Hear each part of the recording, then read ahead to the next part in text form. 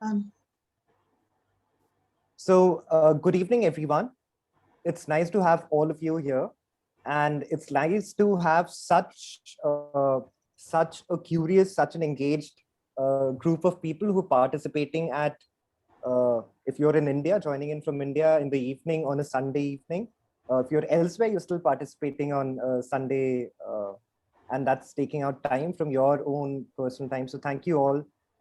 And we really appreciate the fact that you are driven towards sustainability and youth activities. So let me start without wasting any time and give you a brief snippet of what we are doing today and what's the point of all of this. So today what we have lined up is a 3-segment discussion, if you will. The first segment is the panel discussion where we have some of the leaders in their industry joining us, and they are talking to us about their experiences with sustainability, with youth engagement, and so on. That's going to happen right now. So we have Mr. Anirban Ghosh, Mr. Vidyut Mohan, and we'll soon be joined by Ms. Gayatri Raghva. So those are our 3 panelists. After the first segment, this panel discussion that goes on for about an hour from now, we'll be starting with our first lecture on game theory in conservation, which is where we apply principles of systems thinking, principles of public policy in conservation and sustainability. And that's our first lecture. The second lecture will start right after that, about an hour and 15 minutes after that. And that would be taken by me. And there I would be discussing the economics of the beneficiary based principle, which is often discarded as something that is not as important, but more and more we're realizing that all international negotiations at the environmental table are cruxed around the beneficiary based principle. So how do the economics of that work? What is the point of all of this? This as you all know, is a no-cost workshop. And the reason we are doing this is because we think that at EnviPol and at the Global Policy Diplomacy and Sustainability Fellowship, we think that youth engagement in sustainability, youth awareness in sustainability, youth training in sustainability is the only way where we can avert the crisis that we're already in. So enough with the introductions about what is to be done today. Let's start with the introductions about people who would be speaking with us and bringing in their experiences and helping us discover what sustainability really is. So the reason why we have called it a stakeholder panel discussion is because we have stakeholders from different parts, different arenas, different professional backgrounds, and different age groups at this panel. It also brings me a lot of a pleasure to introduce the kind of stalwarts that we have. Irrespective of their age, they have made changes and they have impacted lives of so many people. So that being said, let me first welcome Mr. Anirban Ghosh, who's with us. Anirban, I'm sure those of you who are driven towards sustainability have probably caught a glimpse of him in one of the workshops or have read about him. So Anirban leads the sustainability at the 20 billion Mahindra Group, $20 billion Mahindra Group. Under his leadership, Mahindra has developed an award-winning sustainability framework, become the first to have a certified carbon neutral factory in India, doubled energy productivity in a company, and enabled 21 locations to become zero waste to landfill. So now you know that we're talking about sustainability in real terms and not just the theory of it that we usually see. Moving on, he has, in partnership with the World Bank, facilitated the creation of the Sustainable Development Housing Leadership Consortium to accelerate the spread of green buildings in Asia. Anirban has led a shared value project that doubled per capita income for 50,000 people in rural India. Anirban takes great pleasure in implementing projects that drive positive change in society and has been acknowledged as a thought leader and a distinguished sustainability officer. Thank you so much, Anirban, for being a part of this panel. I hope that we have constructive discussions, and if you're able to take a few droplets of your knowledge, I think we'll be better off. So thank you, Anirban. Moving on, as I said, we'll also be joined by our third panelist, Ms. Gayatri Raghva. But before, till she joins in, let me go to Vidyut Mohan. I'm extremely proud to have Vidyut here. I was telling Vidyut how how we were keen on having him as well. Now, for those of you who do not know, Vidyut Mohan is the co-founder and CEO of Takachar, a social enterprise enabling farmers to prevent open burning of their waste from farm residues and earn extra income by converting the residues into value-added chemicals like activated carbon on site. Passionate about energy access and supporting rural livelihoods, Vidyut became interested in biomass energy chemical development due to its untapped potential and close association with farmers. After initial exploration and research for his master's thesis at TU Delft, he returned to India to work with village communities in the Himalayas to convert pine needles waste into a marketable carbon-based product. This work led him to discover a way to dramatically scale farm residue utilization through technology, as well as to support farm-based livelihoods, which led to the formation of Takachar. In the past, he has worked with Simpa Networks, where he developed solar home systems, system offerings, and finance plans for households and small businesses in rural India. Now, Vidyut has been making all of us proud, especially if you are from India. Vidyut is a 2019 Echoing Green Fellow and was awarded the UN Young Champion of the Earth Award for 2020. So it is a pleasure to have you here, Vidyut, and I'm very excited for the conversations that we're going to be having in the next hour. All right. What I'm going to be doing as we await Ms. Gayatri to join us is I'm going to open the panel discussion, and I'm going to be discussing with our panelists and trying to gather as much as we can from them. And I'll first go to Vidyut because Vidyut, I'm sorry, but we're following age, so you come in the first any which way. So what we're going to be doing is I want to come to you, Vidyut, and understand from your perspective, given your age, since I've already mentioned it, is it something, being a youth leader in sustainability, pursuing sustainability as a career, are still things that are, not looked at as full-time vocations, especially in the East, but, even globally so.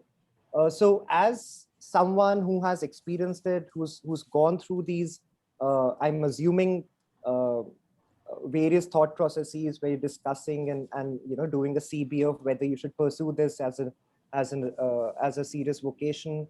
Was it an easy decision, and is it something that is replicable? What was the thought process of taking environment-based profession and creating a difference there? Thanks so much, Ishan, for having me and being part of this esteemed panel. And hi to Anirban and Gayatri as well. And thanks so much for that lovely introduction also. So for me, if I reflect back on my journey, it's very hard to pinpoint that one moment where I decided that I want to, be in sustainability. I think a lot of it has to go with just my upbringing and experiences while growing up. But there were some, key moments or key points where I witnessed certain things that did help me make decisions at that point in time. I would say, just based on my journey in college, during my undergrad, during my master's, and even after that, at that point in time, it wasn't at least during my undergrad in mechanical engineering, I was one of the few in my college who was venturing into this field. So it was like, at that point in time, it really struck me that, okay, I'm doing something very different. Am I doing something wrong? Right? I was full of self-doubt. Yeah. That point in time, that everyone's, going to the traditional route of, the job market at that point in time, right? And I just kept thinking, okay, I'm not probably on the right track. But what did help me at that point in time was speaking to a lot of other young people who ventured onto this path and just witnessing their story. So these were other entrepreneurs who I got to meet and speak, not only from college, but also from during internships. And also I just reached out and just heckled a lot of people to try to understand why they are doing what they're doing. And I think that got me to realize that, I mean, this is a no-brainer. One has to enter this field, and every job from here on has to adhere to these principles. I mean, otherwise that business or that organization is not going to survive in the long run. It has to, I mean, whatever the definition of sustainability is, right? Yeah. From our discussion from a climate point of view, that organization has to follow those principles. Otherwise, that organization will not exist. So it's a no-brainer, and I think, I mean, it's every field will mold into this area. All right. So actually, that's a very interesting point of discussion. And Anirban, again, we're very happy to have you here, because almost all of these questions are questions that you hold an expertise in. So there is this inherent dichotomy when you look at, because Vidyut was talking about how it is almost a given that you have to enter this sector now with the current climate and every climate, both metaphorically and literally, with the current climate that is surrounding us all. Now, there's an element of social impact in sustainability as well. And I know that the Mahindra Group has been doing a lot, but I just wanted to draw I just wanted you to draw from your experiences of how there's this perceived inherent dichotomy between, the private sector, they're going for development, and, that's not driven towards sustainability. And I know that, the Mahindra Group has kind of changed the conversation there. But from your experience, have you also seen this change of perspective from the corporate sector, and how they have been contributing a little more? Has this always been there, but it's just visible now due to better reporting? How does it work? Ishan, sometimes the popular conversation hides the real truth. So I know the corporate sector is a whipping boy at various times for various reasons. But why does the corporate sector exist in the first place? Can you imagine a world without the corporates, a sustainable world without the corporate sector? Would we have jobs? Would we have food to eat? Would we have a good lifestyle? It's a rhetorical question. Now, the corporate sector, to be successful, has to address what the world needs. So if at a certain point in time the world needs penicillin, corporate sector must address it. If you need toothpaste, you must address it. And today you need to have technologies that are low carbon, so the corporate sector must address it. So it's not as if the corporate sector is not interested in sustainability. For its own sustainability, it has to be interested in sustainability. What has happened over time is that new requirements have evolved for the world to be sustainable. And the new requirement, one of them, is to make sure that we are following a low carbon path of development, adopting low carbon technologies, because we know that we have this big problem of too much carbon dioxide in the air, leading to warming, leading to a whole bunch of other things. So without corporate sector pitching in, this problem is not going to be solved. And we have already seen that because of robust action, we have been able to solve, let's say, the LED problem, or we are pretty much solved the solar energy problem. We are on the way to solve the electric or the clean mobility problem. So we already have solutions for the green construction problem. We just need the right policies to make sure that green construction becomes normal. So one mustn't get carried away by the popular perception, but look at things from first principles and say, okay, so what is the role of the corporate sector? In fact, I was very intrigued by the question you asked, Vidyut, and I was wondering, so why am I in this anyway? And I looked up those circles of Ikigai. And I think Vidyut is in a wonderful position where he's doing something which the world needs. He's doing something which he loves. I guess he's doing something which he's great at. And he has figured out a way of getting paid for it. This is the best possible place you can be. And in the corporate sector, anybody working in sustainability or CSR is probably in that space. it's a wonderful space to be. So believe me, corporate sector believes in sustainability, has no choice but to do so, and must contribute for us to solve the climate problem. Absolutely. And that raises a couple of very, very interesting points. And that also brings us to the point of the main crux of this discussion today of how to get youth more involved. And right on cue, we're joined by Gayatri. Gayatri was having some trouble because all of our participants were already in the queue, so even the panelists could not get through. I do apologize, Gayatri, for the trouble that was caused to you. But the good thing is, Gayatri, that I have waited for you to be here to start with your introduction, because that is one of the most fun things that people are put through these days. I'm obviously being sarcastic. No one really enjoys it, but I'm going to go over your introduction so that our audiences also appreciate where you're coming from, and then I'll put the question to you that Anirban has kind of mentioned. So for all of you in the audiences, you have probably heard of Gayatri if you're a member of the youth and working in sustainability. Gayatri has been one of the most active voices about youth education, sustainability. She serves as an environmental education consultant for UNEP India office, that's United Nations Environment Program India office. Now, Gayatri lived in Abu Dhabi, UAE for 27 years and moved to her home country, India, during 2016 to be with her family. She also serves, apart from being an environmental educational consultant with the UNEP India office, she also serves as honorary executive director at Wild Ecolog, an organization that is committed to providing real sustainability experiences to youth and to target audiences. She has received several accolades for her contribution to environmental education over the years. Recent one in 2018.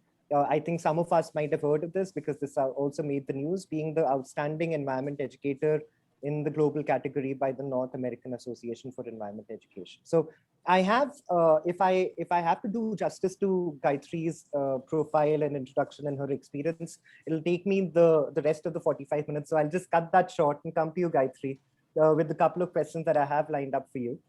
So both Vidyut and Anirban have kind of spoken about their aspects of sustainability. Vidyut has spoken about how, as a member of the youth, you can pursue this as a vocation. And while it might be hard to do a cost-benefit analysis, and I'm trying to bring in as many environment and sustainability terms during the conversation as I can, you still have no other option but to join this vocation because, quite simply, the world might need it.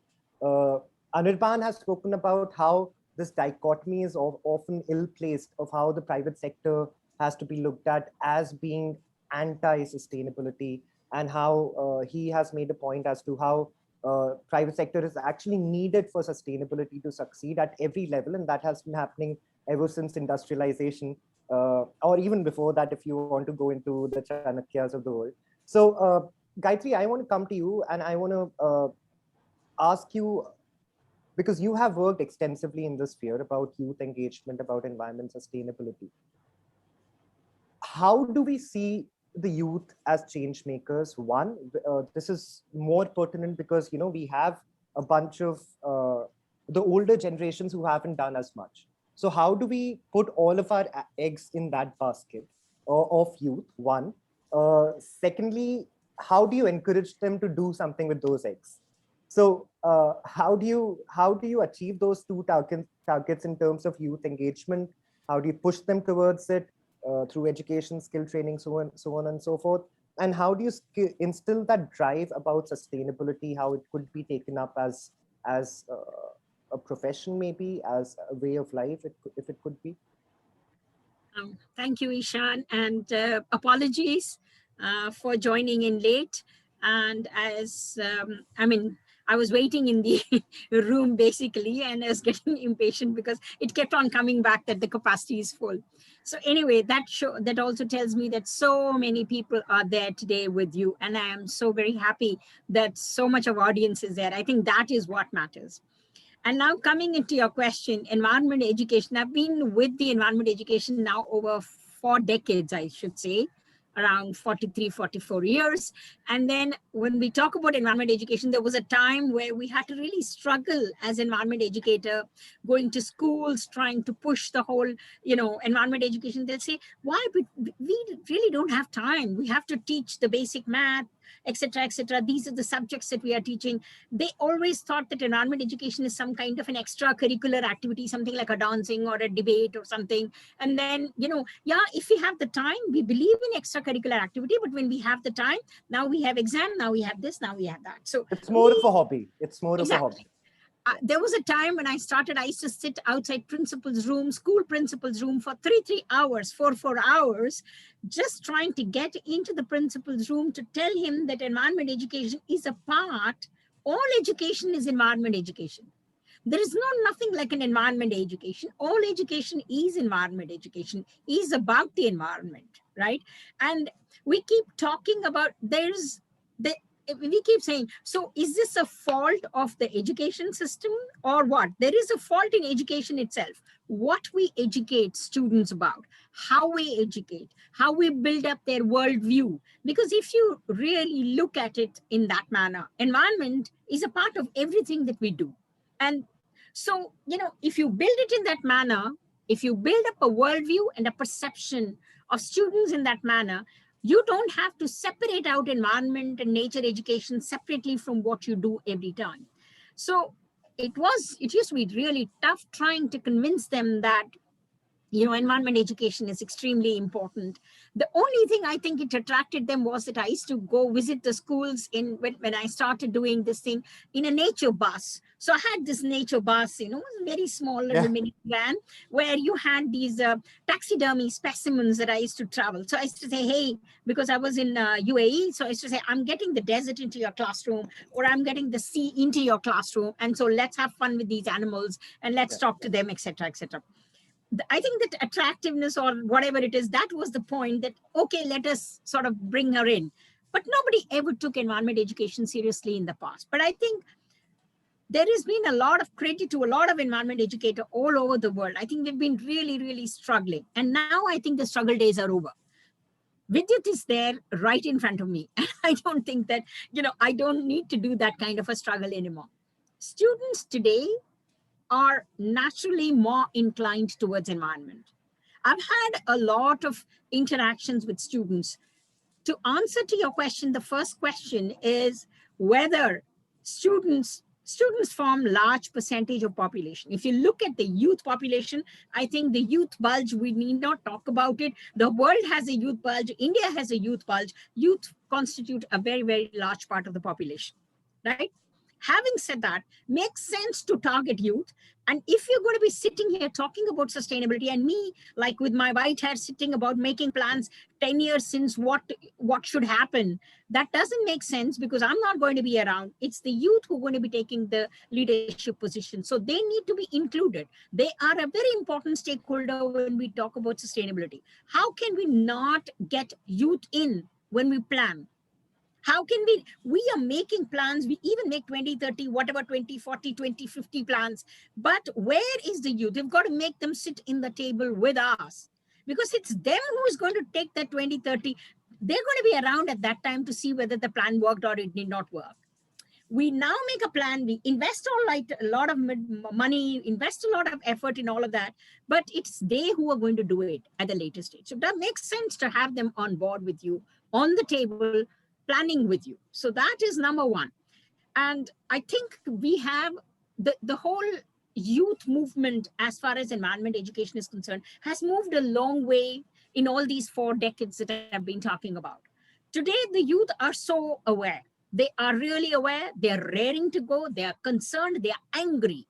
They're really angry at what is being done to Earth. And it's being done by people like me, who in our 50s and 60s or 70s, we thought that we could conquer everything around us. Man was a supreme kind of a thing was there. We can do anything and everything kind of a thing. So that, the typical controversy of man over nature. So that's like my generation, which thought at that point in time, we can sort of score over everything kind of a thing. But now the youth are angry and justifiably so. They are angry. They are concerned. They are confronted with a lot of crises, whether it is, we're talking about climate. I think climate action, climate crisis is staring at your face. COVID is staring at your face. We are experiencing the tragedy that we are having it. We should not forget it's a zoonotic disease. It came in because we messed with the environment. It came in because all the habitats were getting destroyed. Most of these have jumped from animals to human, and that's because we messed with the environment. So we cannot, all the students are aware, only the oldies are not aware. The students are aware, the youth is aware. So, and coming to your question as change makers, they, you know, we always follow youth. Youth have a lot of power. Even me, I would like to dress as youth, right? Because I feel maybe I will look years younger, right? So we always follow youth in everything. Youth set the trend in the world. They have the energy, they have the innovativeness, they have the creativity, and they have the boldness or you know, they're brave, they're bold. Yeah, try out. Just think out of the box, do something. They can just question everything that is the norm, the conventional norm. And that is what is needed now.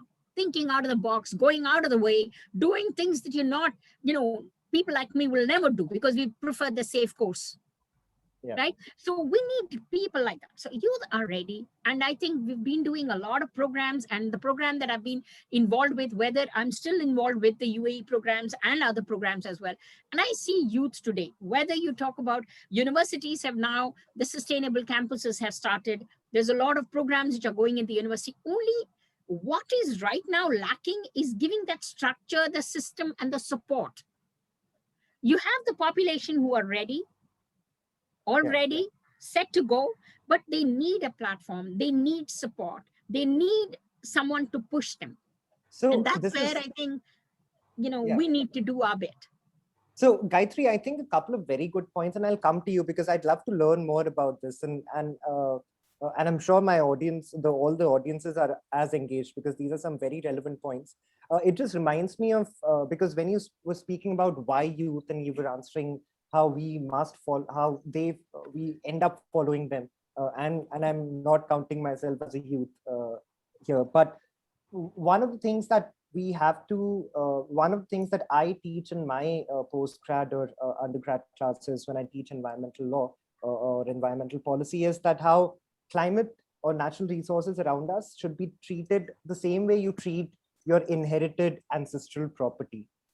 Because you would not like it if your father or your grandfather has absolutely decimated it, and you would also want it to be upkept so that you can give it in the same state as you inherited it. So that's why youth is the one that we have borrowed everything from, and we have to give it in the state that we got it from. So a couple of very good points that it also intrigues me, and probably I could come to Anirban here because Gayatri also spoke of how there has been a change over the years. And even in Anirban 15, 20 years back when I was fresh out of a good university and I was looking for jobs, I remember that the sustainability departments of corporates usually used to, circulate between HR personnel, and they'd be kept in the sustainability department for a couple of years, and then they'd be put back into the HR.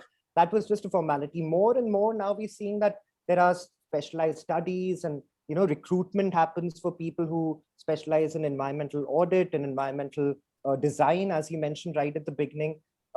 Has the perception of the industry also changed towards valuing experts that come with an environmental profile?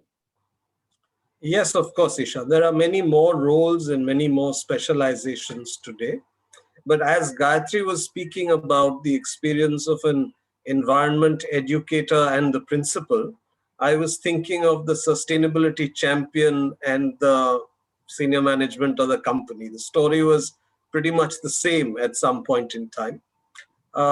As you talk about these new specializations that are coming up in the field of environment, sciences, engineering, whatever it happens to be, within a company, the possibility of sustainability departments being very large and therefore lots of sustainability jobs, I don't think that's the right way to go. Within a company, it is important that sustainability get embedded into every function, and that the principles of sustainability are practiced by the practitioners of each function. So let's take an example.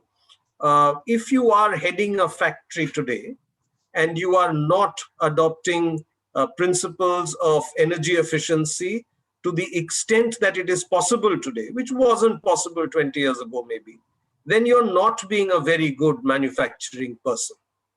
If you're a manufacturing person today and you are not conscious of what wastes you're sending to landfill or how you are causing pollution, then you are not a good manufacturing person today, right? You actually have an opportunity to create value from what you would otherwise call as waste. So in every function, and we could take examples one by one, depending on the industry you're in, there is a role that sustainability can play in making you a better professional. And that's the way sustainability gets practiced in a good organization. Yes, you do need a core set of experts to trigger the right questions, to trigger the right capabilities, perhaps even build capability within the organization, or bring in the awareness that, okay, there are new possibilities in the way I go about becoming a successful professional in the supply chain or in manufacturing or in finance or in marketing, as the case may be. So there is a role the sustainability folks play, but an organization succeeds when sustainability gets embedded into every single function. That leaves the consultants who do all the things you mentioned. Yeah. And they are necessary in the ecosystem to make sustainability work in the corporate ecosystem. I was kind of expecting a bit of a jab at consultants, but I'm glad that you said that they're necessary in the ecosystem. Oh, absolutely. They have a very important role to play. And before I finish this question, it would be right to introduce into this conversation something that the founding father of the Earth Day, Gaylord Nelson, had said. And he said that the economy is a wholly owned subsidiary of the environment, not the other way around. And this is probably why Gayatri was saying that whatever you're teaching is actually related to the environment. But if you don't understand how environment plays a part, maybe you're not teaching right anymore. That's absolutely brilliant. And for those of you who are interested in what Anirban just spoke of, remember the third segment of today's workshop is about exactly that, the economics of beneficiary pays principle and environment. So do wait around till that happens. There's still some way to go, and we have the pleasure of having such distinguished guests. And I must not get greedy. I must also announce that we will be opening the chat box in about 5 minutes. So you can also write in your questions, and we'll take up how many ever we can, time permitting. So I just wanted to put that out there. But given the fact that Anirban also mentioned the importance of economics, one, how it is almost a subset of environment and not the other way around, of sustainability and not the other way around, but also waste. And I have to come to Vidyut because Vidyut, a very important part of Takachar and also various things that you have done in your journey through Takachar is the social impact point that I was making right at the beginning, that you have somehow managed to merge waste, kind of revamp the concept of waste as it not being waste in the first place. And through that, you have had social impact, whether it be with the rural folks or the farmers or so on and so forth. So give me a little bit of an insight of how receptive are people when you take this as a concept, or how receptive are the folks who are, one sort of embedding is what Anirban mentioned, that sustainability should be embedded in corporates. But there is also a culture of waste that is embedded in our general population across sectors.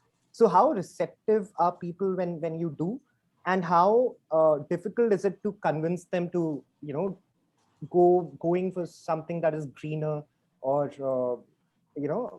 even if that costs money, at least at the short term?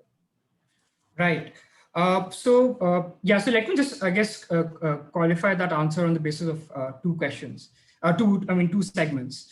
So for a country like India, the idea of, just, solving for the climate catastrophe or climate change is not enough. It may apply to richer countries, but in India, we also have, we also, the population needs to get richer. A lot of people need to move out of poverty.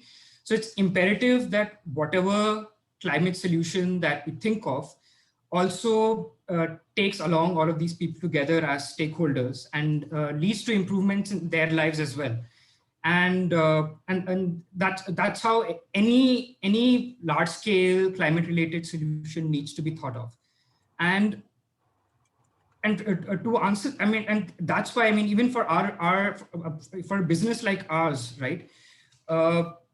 People are the waste problem, and people are doing what they're doing. It's because there's no value proposition for them to act in any other ways. It's they're not bad people as such. So you have to create that value proposition in whatever innovation that you're doing. The basics of business, the fundamentals of business apply even here as well. You have to have that value proposition for each and every stakeholder in your value chain of a business that you're creating, for them to kind of, for you to incentivize them to behave in that particular way.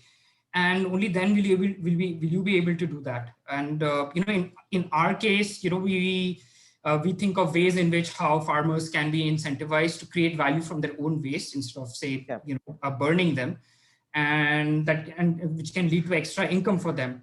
And we work backwards from that pain point and try to create the entire business model around it. All right. Okay, so that's very interesting because, that's kind of the missing piece of the puzzle, because almost every time you think of a solution and then you go about how that solution can be applied elsewhere, but you are looking at your audience first and then deriving a solution out of it as to how social impact can be done through sustainability. So that's actually a very interesting way to look at it. Sorry, Vidit, were you saying something? Yeah, I think I just wanted to add to that point. I think that's a great point that you made. And for us as well, we spent a couple of years just trying to understanding the problem, and once you've understood the problem better, really, once you've understood the problem, that is the source of everything behind that. You can get the skills that you need to solve the problem. You can get the motivation to solve the problem, right? And you can think of ways of addressing the problem in a much more impactful way than going with the solution first. So I think that should be the first step before everything else. All right. So with it, it reminds me of an anecdote from a couple of days back. I was delivering a guest lecture at a university, and not an Indian university. This was a California-based university. I don't want to name it since this is recorded and going live. But one of the questions that was asked to me was, why would I want to, and I'll come to Gayatri with this question because, she's the in-house resident expert of youth, environment, education, all of those things. So one of the questions that was asked to me, Gayatri, was, why should I pursue environment as a professional course when I can do a separate degree in humanities? I can do, a separate degree, I can do engineering and do a major in environmental engineering or geosciences, or if I'm doing liberal arts, I can do something in environmental sustainability. So we have spoken about the good things about that are happening to this public perception, youth perception about sustainability, and I must also give credit because I was speaking with Dr. Christina Voigt recently, who drafted the Paris Agreement, and I must bring in the Paris Climate Agreement. It gets a lot of flag for not being enforceable per se, but I think it has also led conversations to grow on the climate change front. But having said that, there are still major challenges in youth either taking it up as a professional course or youth taking environmental education as their know-it-all, be-it-all. So what are some of these major challenges, and how do you think we could overcome these? Both in terms of sustainability, but also in terms of general youth engagement, irrespective of what you're dealing with. So sustainability or otherwise. Ishan, first of all, I'd like to say that keeping environment only as an environmental course for the students, you're going in a specialized environmental course, actually limits your action. Sustainability is not a destination. It's a journey. In my opinion, it's a journey and it's a view. It's a perception. It's a worldview.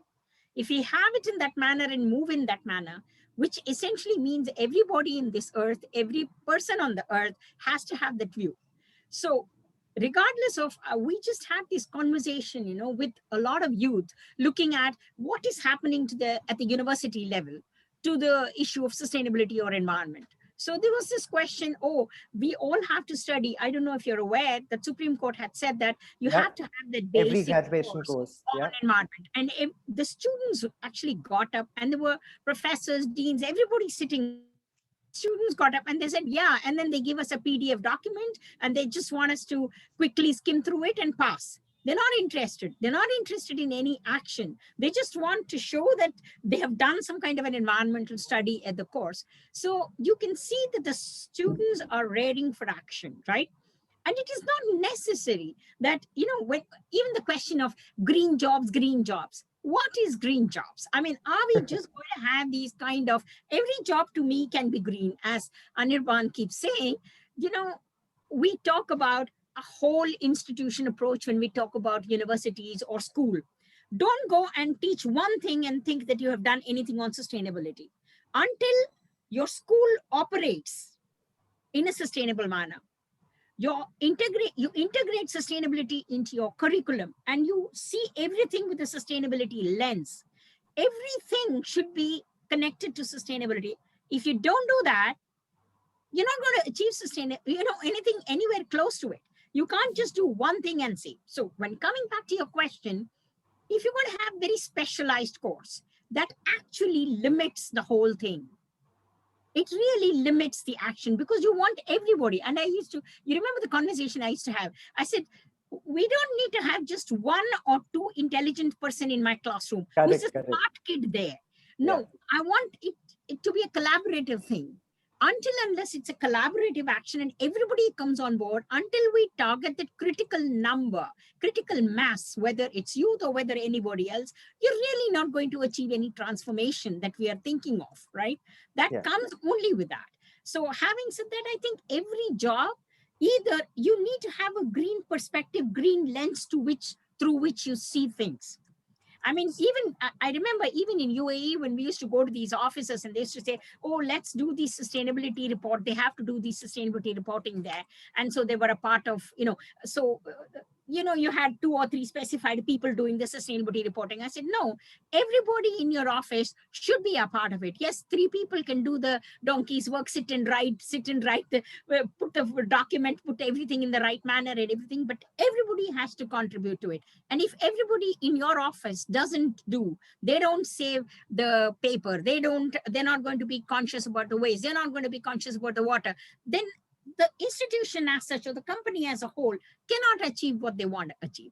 So I think there has to be, I'll just recall one small little thing. We used to run the Sustainable Schools, Sustainable Campus Initiative in the UAE.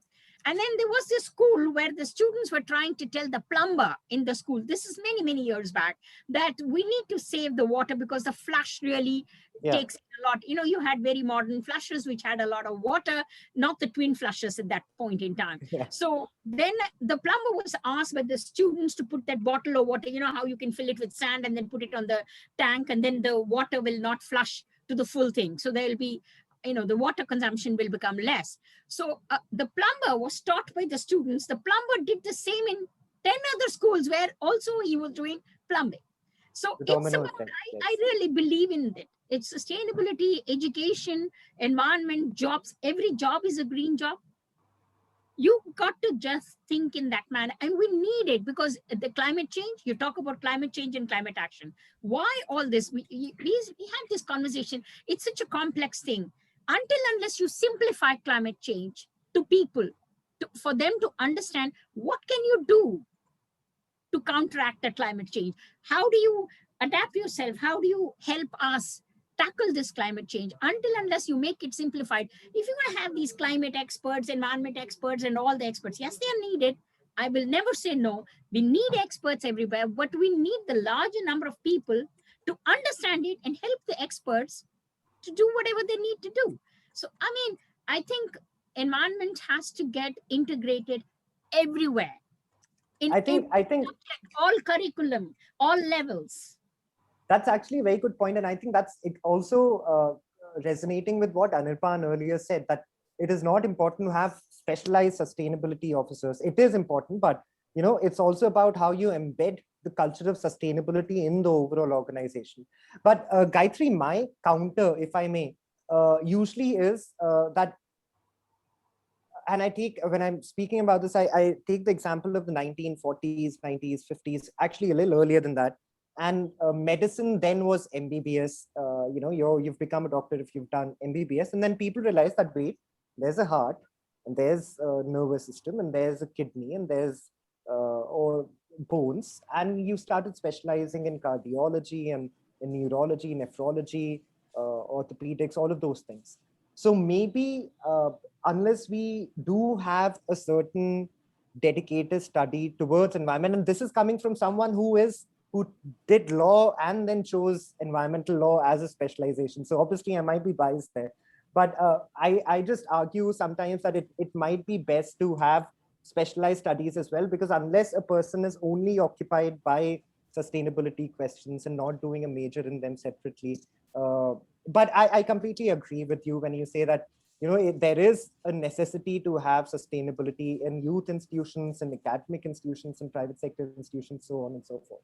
So I think we are, by our scheduled time, we have about 3 minutes left. Yes, Anirban, did you have a point there?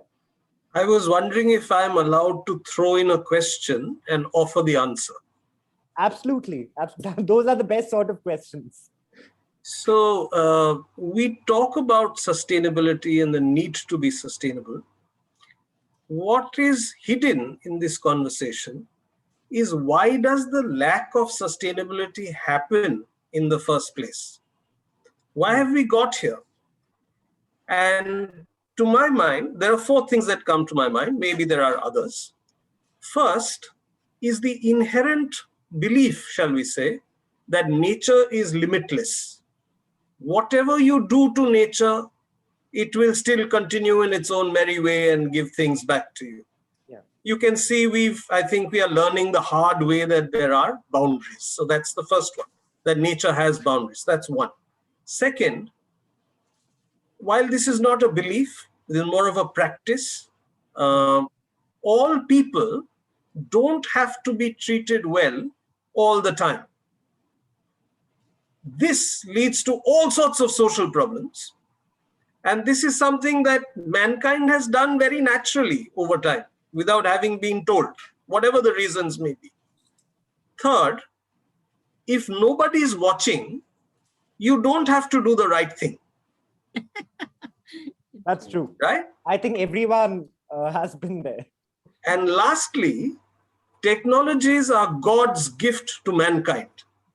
The realization that it could have unintended negative consequences is not something we ever thought about, but we are facing them today because of emissions and pollution and various other things. So to my mind, these 4 inherent reasons, things we took for granted, which were sort of embedded in the way we lived our lives.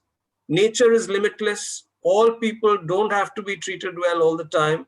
If nobody is watching, you don't have to do the right thing. In fact, these 3 probably lead to ESG, solutions to these 3. Oh, yes, that's correct. And technologies are God's gift to mankind, no unintended consequences. This thing that was kind of incipient in society probably leads to all the sustainability or lack of sustainability that we deal with today. I think those are excellent points. And Anirban, I'm surprised that you're talking about this, because one of the lectures I deliver is exactly that in a nutshell. So now I'll have to change my lecture, because if it can be summed up in 5 minutes, then I'm probably not doing justice to it by delivering it for 1 hour. But you're the prof, you should take 1 hour. I can apply to become your research assistant. It would be absolutely my pleasure. I mean, we should pitch it to an international institution sometime. We have Gayatri who wanted to make a point, and I think Vidyut also had a point there. Yeah. One thing is that we talk about, like, you know, I basically believe we got into a lot of problem because we keep going into a specialized, as we keep talking, you know, in a reductionistic approach, go down, down, down, this specialist, that specialist, that specialist, that specialist. And then we lose the whole sight of the wholeness of the, you know, this problem that we are tackling. So essentially what I feel is, you were talking about, you know, how, as you were telling me just some time back, that as you go into it, you want a little more, you know, detailed. You want to there is no reductionistic approach here. You need to have, it's like the medical sciences. You keep becoming expert of your ear, and then you don't know, you forget that ear is a part of the whole body. And then the body, then if you're not going to have a holistic healthcare, then the same applies to the environment. If you're not going to do the holistic thing, then if you're going to have a reductionistic approach, then it doesn't get you anywhere to solving the problem, because it's the view, it's the whole view of how you perceive environment, how you perceive sustainability. What is your journey? It's not some kind of a destination that, okay, I take a bus and I will reach there, or I go to a supermarket, I pick it from there, you know, some kind of a thing. And then there, you know, the sustainability issue is solved. Unless it's a nature bus, right? Exactly. Yeah. Unless, as I said, sustainability is what you believe in, what you perceive. It's your reality as you look at it, right? So if you don't look at it in a holistic manner, then it might not, you know, reach anywhere. So we can't make it too specialized. If you keep making it too specialized, that's why we lose the bus most of the time. I mean, that's my perception of it. But I'll give the floor to Vidyut to go ahead. I must say that the time constraint is really demoralizing, because I want to have so many more conversations on these topics. But we'll go to Vidyut and then we'll take one question. And I know that all of our panelists are very busy, and obviously these are uncertain times, and we have families to tend to as well. So we must appreciate the time. So Vidyut, anyway, please go ahead. Yeah, so I think I'll quickly make the point that more than anything else, sustainability is a way of life. So you have to practice it in your own life. And only if you do that, will that translate to anything else, such as business or even things like career choices, etc. And if I have to boil down sustainability to just one action, it is a choice of prioritizing needs over wants. So, you know, you have various choices in various decisions that you make on a daily basis. So, for example, do you actually need to buy that iPad, for example, in addition to your laptop that you already have? Do you actually need to do that, or do you want to buy that? Do you actually need to buy another car for your family when you already have one? Or do you actually want to buy that car for some other reason? So, I mean, and it goes with various actions or various decisions that you have to take every minute of your life almost. And, you know, I'm not saying that we have to do a life cycle analysis for each of those decisions, but it's you know, choosing needs over wants is what I would say sustainability is. And that needs to be taught to children from a very young age, in school and at home. And that's how they'll grow into responsible adults in the future. That's a brilliant point, Vidit. I remember the quote. I don't know if it is actually Mahatma Gandhi's quote, but you know, there's the earth gives us enough to satisfy our needs, but not enough to satisfy our greed. So that absolutely resonates with me. And I also was thinking of, and I know this is probably not the right place, but there's this very famous couplet which I only know in Hindi, Urdu, which goes like lamhe khata karte hain sadiyan saza pati hain. So it's the moment, the mistakes that you make in that moment that you pay for in lifetimes to come. So I completely agree. Let me take up the one question which I find has a very, very holistic application, and I think Miss Riddhi Kapoor has written to us, and it's a fairly long question, so I'm just going to paraphrase it. And she's basically saying that in her society there was a lot of water leakage that was happening, and she had to basically convince the RWA, I'm assuming the Residents Welfare Association, to look at the other negative impacts of the water leakage in order to convince them to stop the water leakage.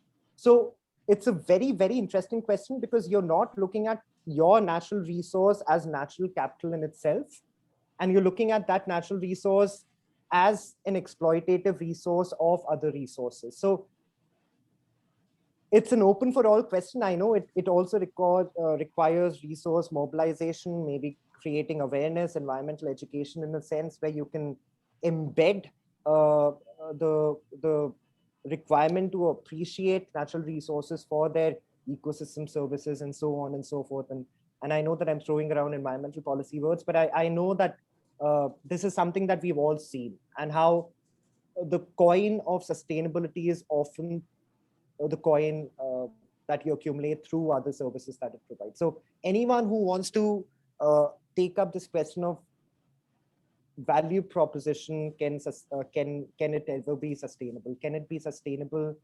Can it be profit worthy for its own worth?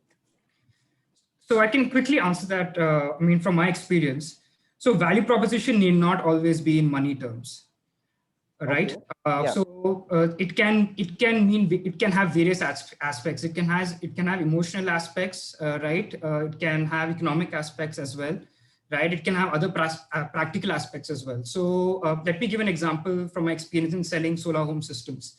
So the solar home systems that we sold to rural households in a lot of rural households in UP and Bihar were more expensive than some of the other status quo options that were there. Yeah. And we were finding it really hard to sell it to those people because they were just more costly. What we did find out through our field research was that trust matters a lot in rural India, for example, right? So if someone bought our equipment and someone else trusted that person a lot, and they just blindly bought our equipment, even though it costed more than what is available in the market. And that's where this concept of Urja Mitras came, where we targeted trustworthy people in the village to buy the equipment first, and everyone else listened to them. And even though it was costly, they started buying them, and after using it, they started realizing the benefits of that product over other stuff like, say, kerosene lamps or other things. So I think the value proposition is not just economic in nature. One has to really investigate the problem in a more comprehensive way. And so I think that's actually a very good way to put it, because again, I refer to one of my lectures and it's becoming annoying to myself as well. But before I do that, let me go to Anirban, because I know Anirban had a couple of points there as well. Can you just tell me the name of the person who asked the question? It's Riddhi, Anirban. Riddhi. Yeah. Awesome question, Riddhi really. Kapoor. Yeah. Awesome question, because those of us who want to enable sustainability in society, we have to be able to talk in the terms, in the language that people understand. So there are loads of people who don't understand emissions, but very few people who don't understand air pollution. So similarly, if you go and tell somebody you should turn off your tap, the fellow may not give you the light of day. But if you tell the person that, look, if you let the water keep dripping, there is a big chance that the seepage will start in the building and you will spend 20 lakhs repairing that seepage. And that the RWA will easily understand. So I'm delighted that she took that approach. You have to speak in the way that people understand to be able to make the change, as in everything else. We take natural resources for granted. We usually don't have to pay for them. But imagine if nature were to give us an invoice, what would the value be? And that, if you even, so in our organization, when it comes to water, we say, look, water doesn't have an economic price, but when there's a shortage, the first cut comes to industry. Now imagine the situation becomes so bad that we have to shut the factory for one day. What would the cost be? And are you willing to bear that cost? So is there a way you can protect yourself? And how can you use water more responsibly? So it's exactly the same way Vidhi spoke to the RWA. The key message being you have to talk to people in the language that makes sense to them if you want to drive sustainability in society. So thank That's you for a the question. That's a brilliant point. And Anirban, I'm just extrapolating your what you've taken from the question. And I'm just thinking that because we're talking to the youth and about the youth, maybe there's an answer in your answer there as well, that how do you engage the youth by appealing to what attracts them the most about sustainability? So maybe there are some other key features. Again, I know that all of our panelists are busy people, so we must not keep them far beyond what they have agreed to. I must conclude this segment of our certificate workshop today as we move into the lecture after this. Let me first thank each of our panelists. I still feel that we could have gone on for a little more time at least. And there are a couple of questions that I'm bubbling with, and I'm sure the audiences as well. I would request all of the audience to write to us your questions, and we'll see if we can get some of them answered by our panelists over email as well. Let me thank Mr. Ghosh, Anirban Ghosh, for joining us. I know you had to take out some time, but it has been truly inspiring to hear from you. Ms. Ragva, Gayatri, thank you so much for always being so supportive with every youth activity that we come up with and that is happening around. I know that you are one of the torch bearers of these youth engagement movements around the globe, and we're very lucky to have you share your thoughts on this platform. And Vidyut, finally, thank you for being the torchbearer of inspiration when it comes to youth and choosing sustainability as a vocation, making a difference both at the ground level and otherwise. So it really is laudable the way you have merged social impact and sustainability. Thank you to our panelists, and we hope to continue this conversation. And hopefully, I'll request time and settle for another podcast or a webinar where we can finish the conversation properly. But for now, I know that all of you have things to do. So thank you, and thank you to all the audience members. Please do stay on because we're starting with our lecture. Please do stay safe. We are in troubling times. Wear a mask, avoid going out, avoid passing it on to other people, and always be kind. Remember that there are other people who are suffering. So please have that thought in your head when you're conversing with others. Thank you so much, our panelists, and thank you for taking out the time. Thank you. Thank you for having us. Thank you very much. Thank you. So guys, now we have our lecture, the first lecture of the certificate workshop, which was following the panel discussion, which was, and I apologize again, I feel greedy myself for having to end it so soon, but we have a whole lecture lined up for you now, and then one after this. And let me also announce that it is only when you attend all of these three segments. So the panel discussion we just got done with, the lecture that my co-director of the GPOTS Fellowship is going to deliver, and the lecture that will happen after this, which will be on economics of environment that we spoke of recently. That is when you will be awarded your certificate. So our team will be checking if everyone is present in all the three segments. I must also address a couple of questions that have come in asking, how do you take this up as a vocation if you're not directly involved in it?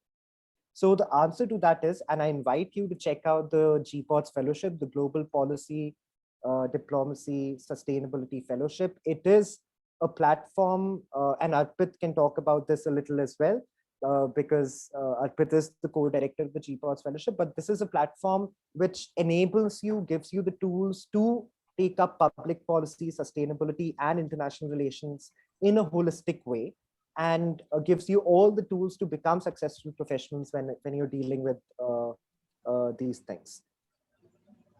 Over to you, Arpit. All right, thank you so much, Ishan. And I must admit that I had been struggling to get into the rooms since the past 15 minutes. So again, a great congratulations to all of you who have been able to make it in.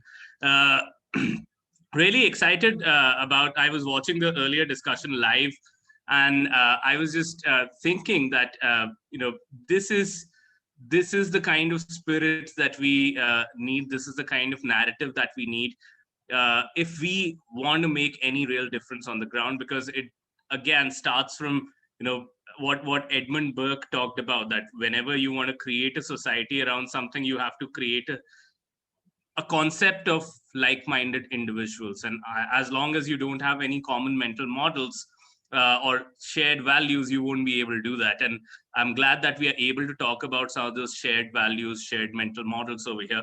And that's good priming for what we are going to do right now, because right now we're going to be talking about not just mental models, not just shared values, but then pure incentives. That how do we use pure incentives to uh, get people, get the society as a collective to take action for positive environmental change.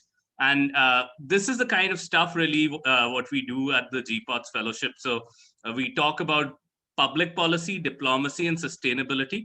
And we see what can we really do in terms of creating shared values, as well as well-designed interventions based on people's real incentives to be able to bring about real change on the ground. So I invite you to apply for this fellowship, because what you're seeing right now, this is our day-to-day. This is what, these are the level and intensity of discussions that we engage in on a day-to-day during this fellowship. So I invite you to check that out. And with that, we jump into what we are scheduled to talk about today. And that's about game theory and public policy focused on the SDG 13, focused on climate change. Uh, this is going to be an interactive sort of session. Please feel free to write your questions, etc., in the chat box. If you want to raise your hand, you can raise your hand, and then I can just jump in and talk a little bit about what are the more fundamental implications of the concepts that we're discussing. So what we are talking about over here is how do you use people's real incentives to bring about change. It's almost like, on our day-to-day basis, what we see is we are going about our lives. We know a lot about sustainability, we know a lot about environment, but then we don't see so much action in the ground. We not only see it for the environment, we see it for just other basic habits such as littering. So there are countries where you see people littering without much guilt, and then there are countries wherein you see people just using the waste bins, separating the waste, etc., and not literally making the streets dirty. Now, if you ask people in the countries where they are littering, a lot of times they would be very well aware that littering is a bad thing to do. Then why do they still litter? Okay, those are some of the complex questions that really bother me on a day-to-day basis. Or there are a number of times, and I'm sure that many of the young folks over here would agree, that it is absolutely frustrating to see so many laws which are so progressive in a country like India, and so many judgments coming out of the National Green Tribunal and all of these bodies which are so progressive, not allowing industries to throw their waste untreated into the rivers and water bodies, etc. But then all of these beautiful looking laws, they remain ink on paper, because when you actually go on the ground, it becomes really difficult to get some of these laws implemented. And you see a lot of it being talked about in theory, but then on ground people are still stuck in the kind of equilibrium almost as they were earlier. So the law doesn't really change people's game of life or behavior on the ground. So that's why we want to understand, okay, what is people's game of life? What are the behaviors that we would like to see, and how do we bring about some of those behaviors in real life? So that's why we need the study of game theory here. I would really appreciate if some of the audience members could turn on their videos. It's just easier for me to teach a lecture if I can see a few faces.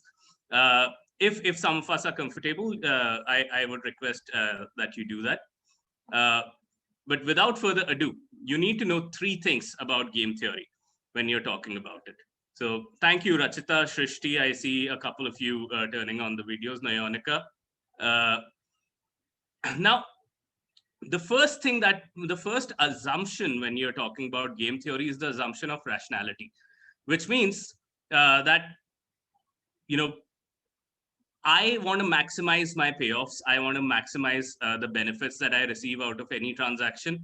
I want to increase my own welfare and utility and reduce all of the costs and disutilities of, any behavior that I might commit. So, if I'm going out, if I'm doing a business, I want to increase my profits. If I'm talking to a stranger, I want to derive the most amount of value and pleasure from that conversation. I want to reduce my costs. I want to increase my values. Okay. So that's rationality, essentially. The second thing that you need to know is rationality should be common knowledge if game theory is to operate, which means that I should know that you are rational as a person. You should know that I am rational as a person. I should know that you know that I am rational as a person, and I should know that you know that I know that you are rational as a person, and so on and so forth. So when we have that common knowledge of rationality, then we can play games together, right? And the last bit is equilibrium, and equilibrium is a concept that you always have a set of strategies. So let's say if we are playing a game, we could either cooperate together, or we could just not cooperate and compete. Equilibrium is that set of strategies. Let's say cooperate, or compete. These are bundles of strategies.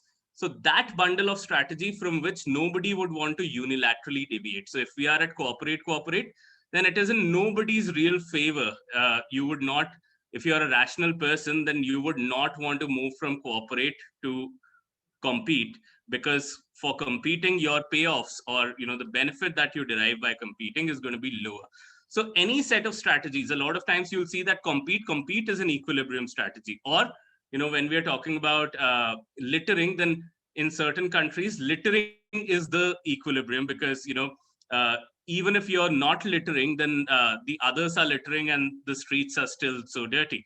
So you are paying the costs by not littering, you are being inconvenienced, but the overall status quo is still maintained. So that does not form an equilibrium. So just technically speaking, that's the definition of equilibrium, a set of strategies from which nobody would want to unilaterally deviate. Now, just a heads up over here.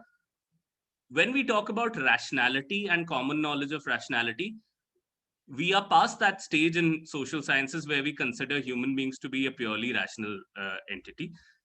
So I get this question a lot, and I have to admit, going right into it, that we operate under bounded rationality. That's what behavioral economics has taught us. But that doesn't really change much around for us. It just changes, game theory would still work out even if we are talking about bounded rationality.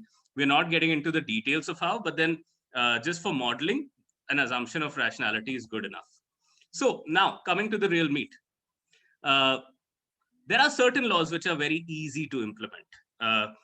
For example, what side of the road that you want to drive on. So typically what you see that in countries, there are certain countries which say that, okay, we are all going to decide to drive on the left side of the road, and the whole country starts driving on the left side of the road. There are certain other countries which decide that, okay, we are going to drive on the right side of the road, and everybody decides that. You don't typically need a lot of policing. You don't typically need a lot of enforcement to ensure that people are driving on the same side of the road, right? And why is that the case? Because it's in people's benefit to stick to one side. There's no better side. Left is not better than right. But it just makes an intuitive sense to people. There's, this is a concept that Kaushik Basu, who was my professor of game theory, calls focal point. It creates a focal point where the government doesn't need to enforce. The government just needs to play a role of the signaler, where the government just signals that, okay, this is the equilibrium that we are going to stick to. Everyone drives on the left.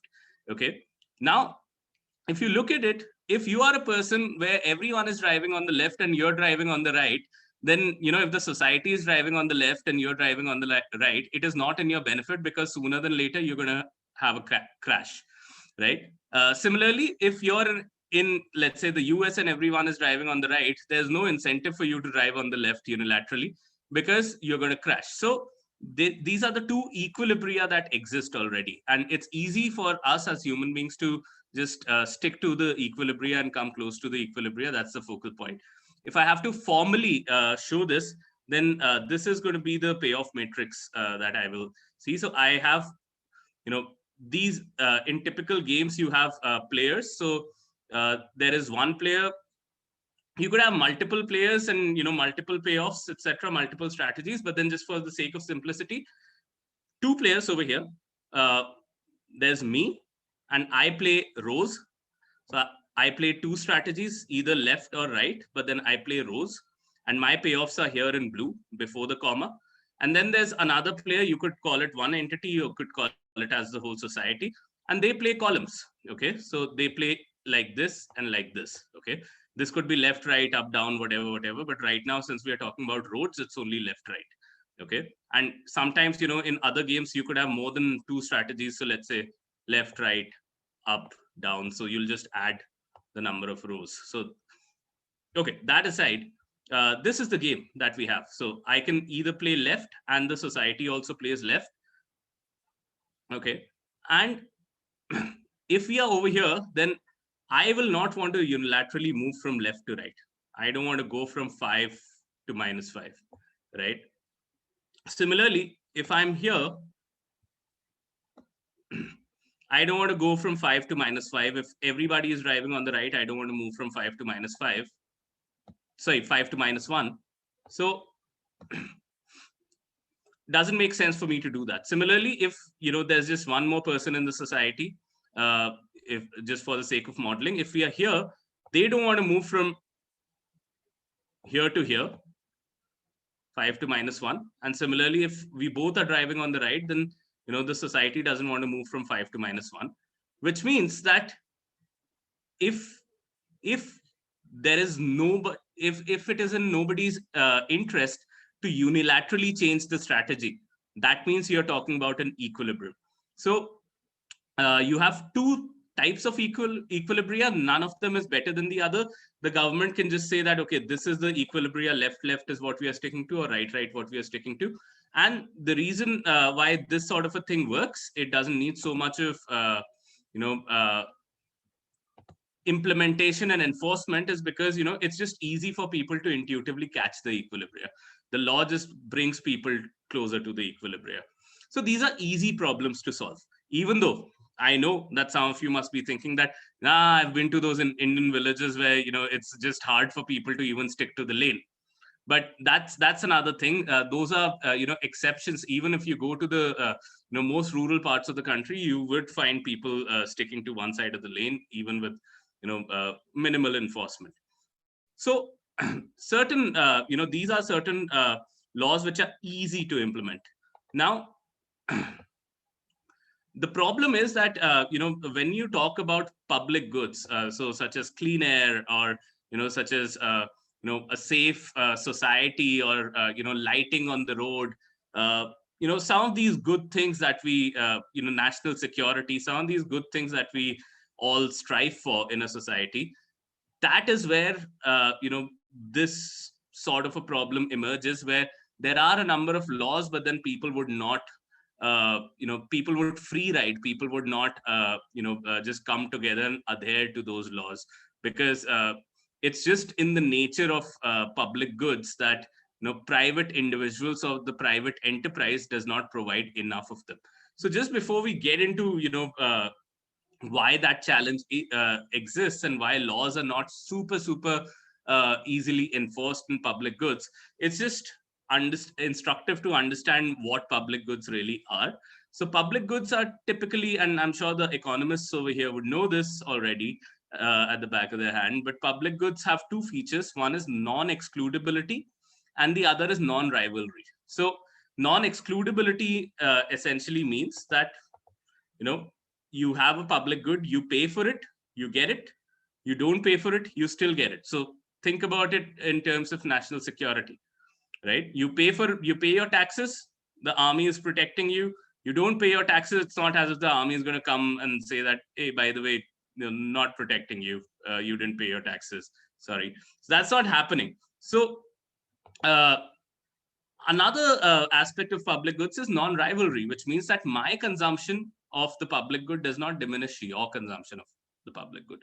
So if I have a strong army in the nation, or if I have clean air in the nation, then my consumption of clean air does not really reduce your consumption of the clean air, right? So non-excludability and non-rivalry.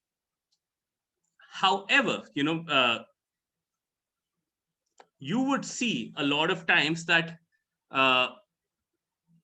even public goods these days, they are quickly turning into private goods.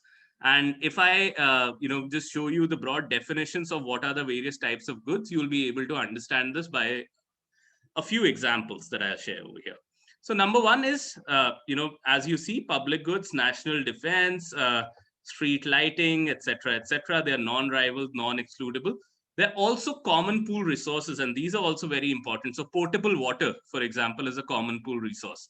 Common pool resources are non-excludable, but they are rival. So think of it in terms of, even easier than potable water. What's easier to understand is fish in a pond. Okay, so let's say you have a pond in your vicinity, and there are there's a population of fish that reside that pond. Now it's not excludable, which means that I don't need to pay to go out there in the pond and just fish over there, because it's a public pond. You can just go there and you can fish and eat your fish, etc., etc. But it's rival, because if I extract more number of fishes, and if I consume them, that reduces the amount of fish that you have for yourself, right? Now think of it in terms of potable water. So Ishan would know the exact figures, but then if I'm not wrong, then 3 to 3.5% of the total water in the world is potable, right? And what does that mean? That water has a limited regenerative capacity as well. So if I consume a lot more potable water than the rest of the population, there is fewer liters of potable water available for the others to consume. Okay, so water, just like fishes in the pond, fishes have a regenerative capacity as well. So if you overconsume them, they would not be able to regenerate, and you would exhaust the whole of the pool resource. So what we are talking about today essentially is these two things. So public goods and common resource pools, and that's the kind of problem that we are trying to solve. That how do we ensure that we have enough clean air, enough potable water, etc., etc. But there's another type of good, which is called the quasi-public good. This is also called a club good. So a club good is essentially you pay for it, you get it, but then my consumption does not reduce your consumption. Okay, so see how it is different from common resource pool. Common resource pool, you don't have to pay for it. You get it whether you pay for it or not, and your consumption reduces my consumption. But in a club good, think of it as a toll road. You've paid for the toll road, you're on that road, so you pay for it, you get it, but you don't pay for it, you are outside. But once you've paid and you're in, then your consumption does not reduce my consumption. So if I'm on the toll road, if you're on the toll road, we can both speed up, and it does not really inconvenience any of us. Or think of it in terms of cable TV, or think of it in terms of a projector that I put in the room and I created into a movie hall. Somebody has to pay for it to enter it, but then once we start watching the movie, then my consumption of the movie does not really diminish their consumption of the movie, unless I'm one of those jerks who's throwing popcorns on the others and talking loudly on my phone. Don't do that. Then it does. Then it's no longer a quasi-public good. But then once you get the idea that once you pay in, then you can consume as much as you can without diminishing others' consumption. And finally, there are private goods. That's your Big Mac. That's your Nike shoes. So these are excludable as well as rival, which means you pay for it, you get it. You don't pay for it, you don't get it. And your consumption diminishes my consumption. Okay. Now, if you've gotten this bit, then let me just walk you through the darker side of things. What's happening in this world right now? You look at clean air. Clean air is typically considered as a public good.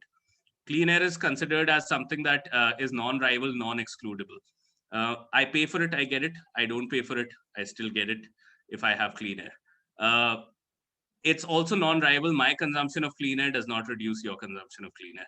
But now if you look at the reality, then what you'd find is that increasingly with the developmental imperatives of countries like India or any other developing country where you are still committed to burning a lot of coal, natural gas, etc., in the name of development, if you are living in a developing country, then you're paying a premium. You are not receiving so much of clean air as you could have had you been born in an Amsterdam or a Germany or upstate New York. So or Norway or Sweden. So if you are to breathe clean air, you have to be in a richer country, put very simply. And if you are, and that's increasingly happening, that was not the case earlier. You could have gone to more underdeveloped countries like Mongolia, etc., and breathed clean air. But then the projections, they show that it is only going to be the richer countries which are really going to enjoy some amount of clean air, which means that clean air is slowly becoming excludable, which means that if you want to breathe clean air, then you have to live in a country where the cost of living is much higher. So in a way, you have to pay in to be able to breathe clean air. So from a non-excludable entity, you have moved clean air to be an excludable entity. So from public good, you have made it into a quasi-public good, right? So it is only countries which can afford not to burn fossil fuel, not to burn coal. It is only those countries which are obviously going to be richer and which are obviously going to be more expensive to live in, which will be able to have clean air. So you have to kind of pay in for that. It becomes a club good. And gradually, the funny thing that you'll see, and you could do a quick Google search these days now, where you can find, clean air being sold as a private good. You find Ladakh air, you find air from Sweden and from the North Pole, etc. Essentially, you find these funny cylinders with a mask on it, and you can buy them and you can breathe Ladakh air or, that sort of a clean air, and that becomes a private good completely. And if you think that's preposterous, you should not be so alarmed, because we have already done that with water, with potable water. Because I remember, when I've been to a number of friends' places in San Francisco, a number of people are just living on those crates of mineral water. They don't really have any sort of a direct water supply or any sort of a direct potable water line in their house. All that they do is that they just buy crates and crates of those mineral waters, and that's the only water that they drink. Or you have people who just drink sparkling water. So see how things like clean air and clean water are now gradually moving from being public goods or common resource pools to rival and excludable private goods. Okay, so that's the major challenge what's happening now. The problem is, why does that happen, is public goods as well as common pool resources, they become victims of the prisoner's dilemma. Okay, and I would typically show you this video to make you understand what prisoner's dilemma is, but then I think an easier way to do it is by playing this game. Okay, so think of it this way. First we'll play this game, and then I'll tell you how does it apply to the environment. So let's say I see Rachita over here on my screen. So let's say Rachita and we are playing this game where there are 5 apples which are kept inside a classroom. Okay, and this is the resources that exist in the world, and we have to divide these 5 apples amongst ourselves. So we are standing outside of the classroom, we have to enter in, and we have to divide these apples amongst ourselves. And either we can be very civil about it, and we can say that, okay, let's just divide 2.5 apples out here, and we are going to go in, we're going to act civil, just divide it equally, and we'll be fine. Okay, or what we can do is that go in, fight for those apples, and we have a scuffle, we have a fight, we destroy 1 apple, and we leave with 2 to each. Okay, so these are the 2 things. Either we can cooperate or we can not cooperate. The cooperate strategy, we'll call it the hawk strategy. You like a hawk, And the defect strategy or the non-cooperate strategy, we will call it the dove strategy. Okay, so we can either be hawks or we can either be doves. Now, the thing with prisoner's dilemma is that even though we know that cooperating is the better strategy, we end up by not cooperating with each other, and therefore we end up with a lot fewer, a suboptimal solution, lot fewer apples than we would have otherwise. So what happens really is that Rachita and I, we make a promise that, okay, we are going to cooperate, we're going to play doves inside. But once we are entering, Rachita thinks that, what if I go in there and I am just moving in slowly, acting all civil in the room, and Arpit just jumps in and pounces on all of the apples and runs away with all 5 of them. I'm rational. So I don't want to be in a situation where I'm taken to be the fool and Arpit runs away with all 5 of the apples, right? So this is not a situation where I want. This is not where I want to end up. This is not where Rachita wants to end up, right? And similarly, I'm also thinking exactly this, that even though Rachita has promised that she's going to act civil, what if I just walk in very coolly and Rachita rushes to the table and captures all of the apples and runs away with it? So I don't want to be in this situation where she has all of the apples and I don't have any. So what is my best strategy? What is my best strategy? My best strategy is that I will go in and I would rush to the table, not act civil, and try to grab as much as possible. And the same would be the strategy for Rachita, even though we have decided earlier that we are not going to do this, right? Because we just have one game over here and we want to maximize. We are rational, we are maximizers. So eventually what's going to happen over here is we are going to end up with 2 apples each. We will destroy 1 apple in our fight. And that's the tragedy of the commons, that we could have ended up with a lot more. And now imagine this happening exactly in terms of public goods and common pool resources. So let's say let me take you to the banks of river Yamuna or Ganga, and let's say in Uttar Pradesh you have the river and you have a number of tanneries, these leather tanneries that throw in a lot of waste and affluents in the rivers. So let's say you have 3 tanneries by the river, okay? Or it could be any particular factory, any particular industry, and they throw in a lot of waste into the river, okay? Now I come up with a law, or NGT comes up with the circular that you cannot pollute the river without treating your waste, okay? So let's say I am this person, I am the owner of this factory, and I say that, okay, now the government has asked me not to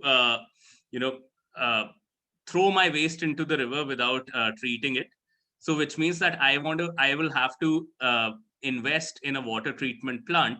And if I invest in a water treatment plant, let's say, I put it over here, that's going to cost me some money. And if I was earning, if my margins were X, now my margins would probably be X by 4, right? Because I've spent some amount, I'm going to be incurring greater costs. So that's going to eat into my profits, right? Now, what if I am the only person out of these 3 who is abiding by the law? So if I'm the only person who's abiding by the law, that means that I will incur that extra expenditure. I will set up that water treatment plant or waste treatment plant. I will be less competitive in the market because now, I've invested in this thing, which increases my costs, while others are not doing it. So others are more competitive, their profitability is much better, and they are still polluting the river. So I'm not even able to make any change to the levels of pollution in the river. So I really have no incentive, if I were to do it all alone, to invest in this water treatment plant. It is only when all 3 of us, we commit And typically, you know, there are not just 3 players, there are many factories, there are many tanneries, right? And it is only when all of them commit that, okay, we will all reduce our market competitiveness, or we will all make this expenditure together to install this waste treatment plant. It is only then when you will have a situation where the pollution of the river actually comes down, and people are incentivized to not just die of being uncompetitive. Because everyone is thinking exactly this. If I am thinking over here that, okay, why should I just put the water treatment plant and be uncompetitive in my market, the other person around me as my neighbor is also thinking exactly the same.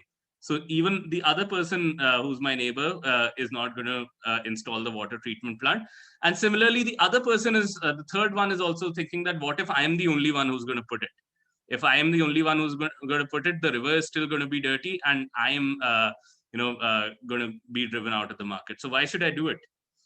So these are the kind of challenges which become really problematic in real world. And that's why you have a number of laws which are there on paper, but then enforcement becomes really hard, because it is either you get everyone to do it, and or nobody does it. And this is called the typical free rider problem, that it's in everyone's incentive to be the free rider. And you know, free rider is easy to explain. If you're doing group assignments, you always know that one person who's the free rider. So that's essentially what's happening over here. Now, what does this mean is that, you know, as a society, we keep moving towards suboptimal solutions. Okay, so where we could have, just through this cooperative behavior, through this coordination and cooperation, we could have played the dove strategy. We are all playing the hawk strategy, and we are ending up with fewer and fewer resources and fewer apples. Okay. The challenge over here is that the defect strategy is the equilibrium, or what we call the Nash equilibrium. If you've seen the movie Beautiful Mind, then this is the Nash equilibrium. Why? Because again, go back to the game that we were playing, Rachita and I, of these 5 apples. Now, let's say, hypothetically, let's say that we were willing to be in this sort of a strategy combination, cooperate. Okay. But is this an equilibrium? This is not, because Rachita would want to move from 2.5 to 5. For Rachita, the best case scenario is that I cooperate and she runs away with all of the apples, right? That's what a rational person would hope for in their best of the dreams, that the other person doesn't fight for it. I fight, I grab all of the resources and I'm the richest person. Okay. So similarly, I would not want to, stick over here. If we both are cooperating, then I would always be tempted to defect and reach here. And eventually what we're going to do, we are both going to defect and we're going to be here. Okay. But if you look into this, defect is a Nash equilibrium. Because if you are here, then it is in nobody's unilateral interest to change the strategy alone. Okay. So if you're here, Rachita doesn't want to move from 2 to 0. She doesn't want to move from defect to cooperate. I don't want to move from 2 to 0. I don't want to move from defect to cooperate. So here we are. This is, our Nash equilibrium. And that is the kind of equilibrium we get stuck in when we are talking about, common pool resources or public goods, etc., etc. So what are the strategies? How do we come out of such suboptimal equilibria? Okay, so one way of coming out of such suboptimal equilibria is the carrot and stick strategy. So that's strategy 1, that selective incentives. That's just a fancy way of saying rewards and punishments. So essentially what you do is, let's say the ideal state is this: cooperate, and you bring a police person and you ask the police person to sit outside of the classroom wherein we are playing this game. And let's say if Rachita comes out with 5 apples outside of the classroom, then this policeman is going to stop Rachita, and this person is going to be like, I see you coming out with 5 apples, which means that you played the defect strategy. You were the hawk. So I'm going to put a penalty of 4. I'm going to take away your 4 apples, and you are going to be left with just 1. Okay. And the same would be with me, that if I am coming out with 5 apples, then the policemen identify and they put a penalty of 4 on me, and this is 5. And my payoff then becomes 1. Now suddenly I have a situation where this also becomes a Nash equilibrium for me. If these are going to be the payoffs, if we know that this is going to happen, then we would rather cooperate. This also becomes an equilibrium, because now I don't want to move. Rachita doesn't want to move from 2.5 to 1. I don't want to move from 2.5 to 1. So we can just be very happy sticking over here, right? That doesn't mean that this is not an equilibrium as well. This is still an equilibrium. You can still be stuck in the defect equilibrium, because even if these are 1,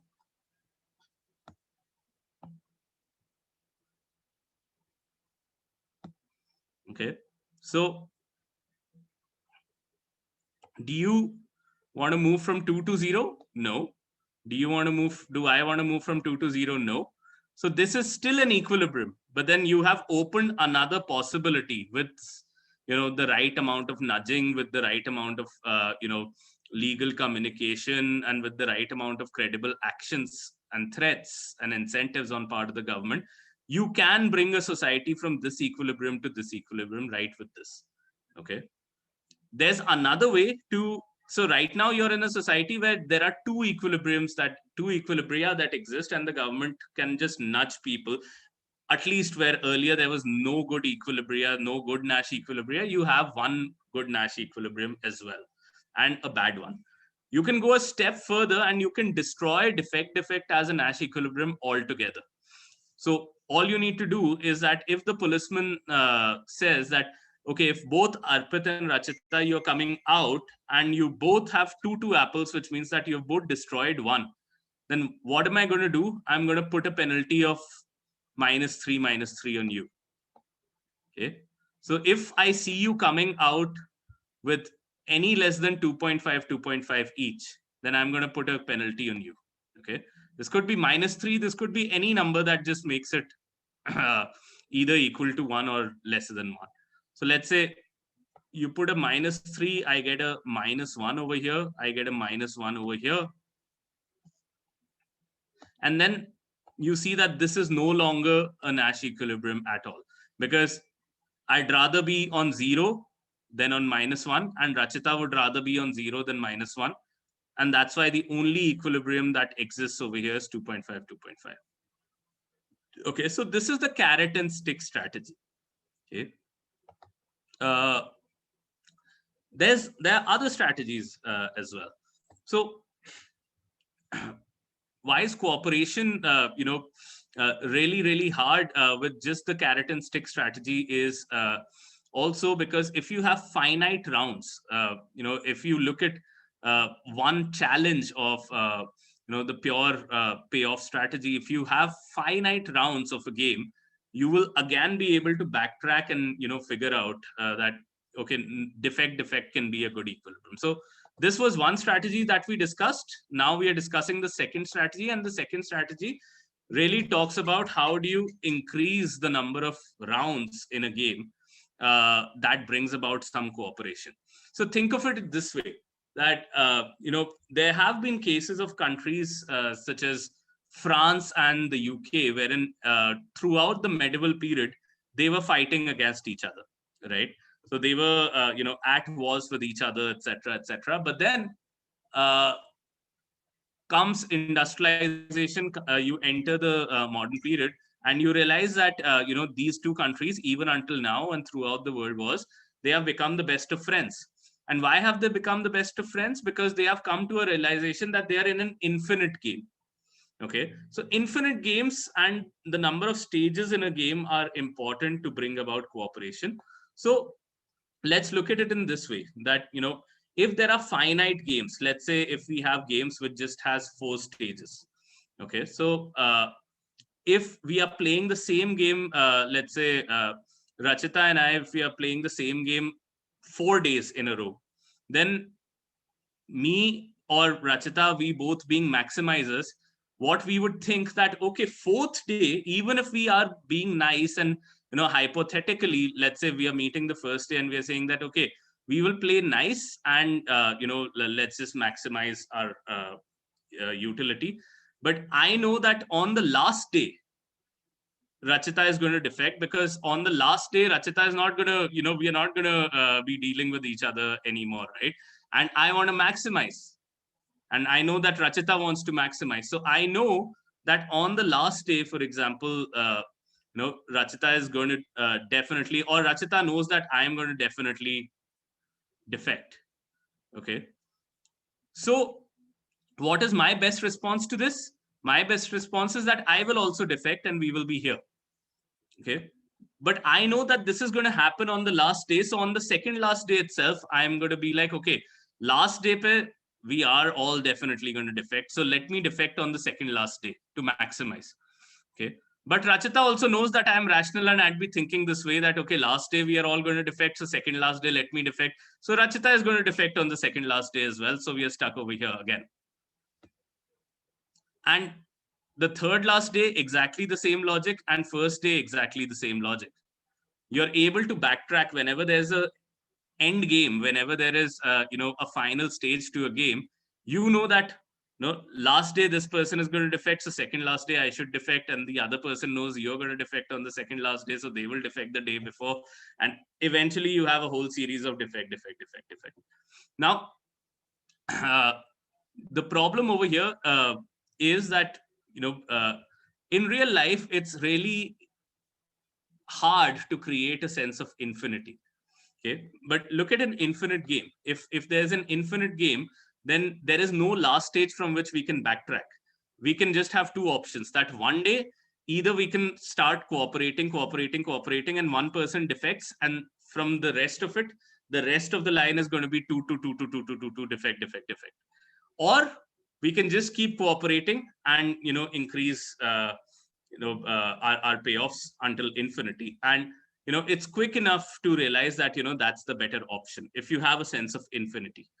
Okay, but a number of times even creating just more number of stages, a lot of times you cannot create infinity. Even creating more number of stages can bring in assurances, can bring in cooperation. So that's the reason why when you see environmental laws, or when you see even defense scenarios, you don't ask people to get rid of things or ban things or install expensive what do you say filters and treatment processes and plants in a go. You phase it out. Remember again that this river, and you had these three. So rather than me asking all of them to unilaterally put a water treatment plant, I would tell them that, okay, first of all, you have to invest in this small thing, and you can see that the others are also investing in this small component of the plant. Okay, so that everyone is moving in that direction. Okay, then you ask them that, okay, now let's move towards a bigger sort of an investment, right? And then everyone knows that the others, they can verify if I see that the others have just stopped at stage 1, then without any further investment, without me becoming more uncompetitive, I can stop taking the next step. So I can be like, okay, I have now seen that the others have also taken the second step. I can also take the second step now the third step, and so on and so forth. And then you can phase it out into steps, and you can make cooperation happen. Okay, Now, this is exactly what happens even in border conflicts. And imagine that there's a line of control over here. There's one army on this side, one army on the other, and you want to de-escalate. So you don't de-escalate in a go. You divide it into phases, because let's say you say that you withdraw this side of the this country's army withdraws by a kilometer, and so does this country's army. And that gives us an assurance that if this country's army is not acting in good faith and they want to come rushing back again and reclaim the line of control, then these guys also have the time to come rush back and maintain this reclaim the status quo. But if they don't rush back, then that means that we at least have some amount of trust over here. Then you move in, let's say, a couple of kilometers further away. And same thing over here. If they had malified intentions, they would start rushing back. Then we can also start rushing back, and we can re-establish the status quo. So sometimes just phasing it out and creating various stages in a particular game. Infinity is best, but then if not infinity, then multiple stages can bring in some cooperation. And when you're designing policies, when you're designing laws, you have to, from the first strategy, you identified that how do you create better Nash equilibria. But another strategy is that, you phase things out. You don't want to do everything in one go. Okay.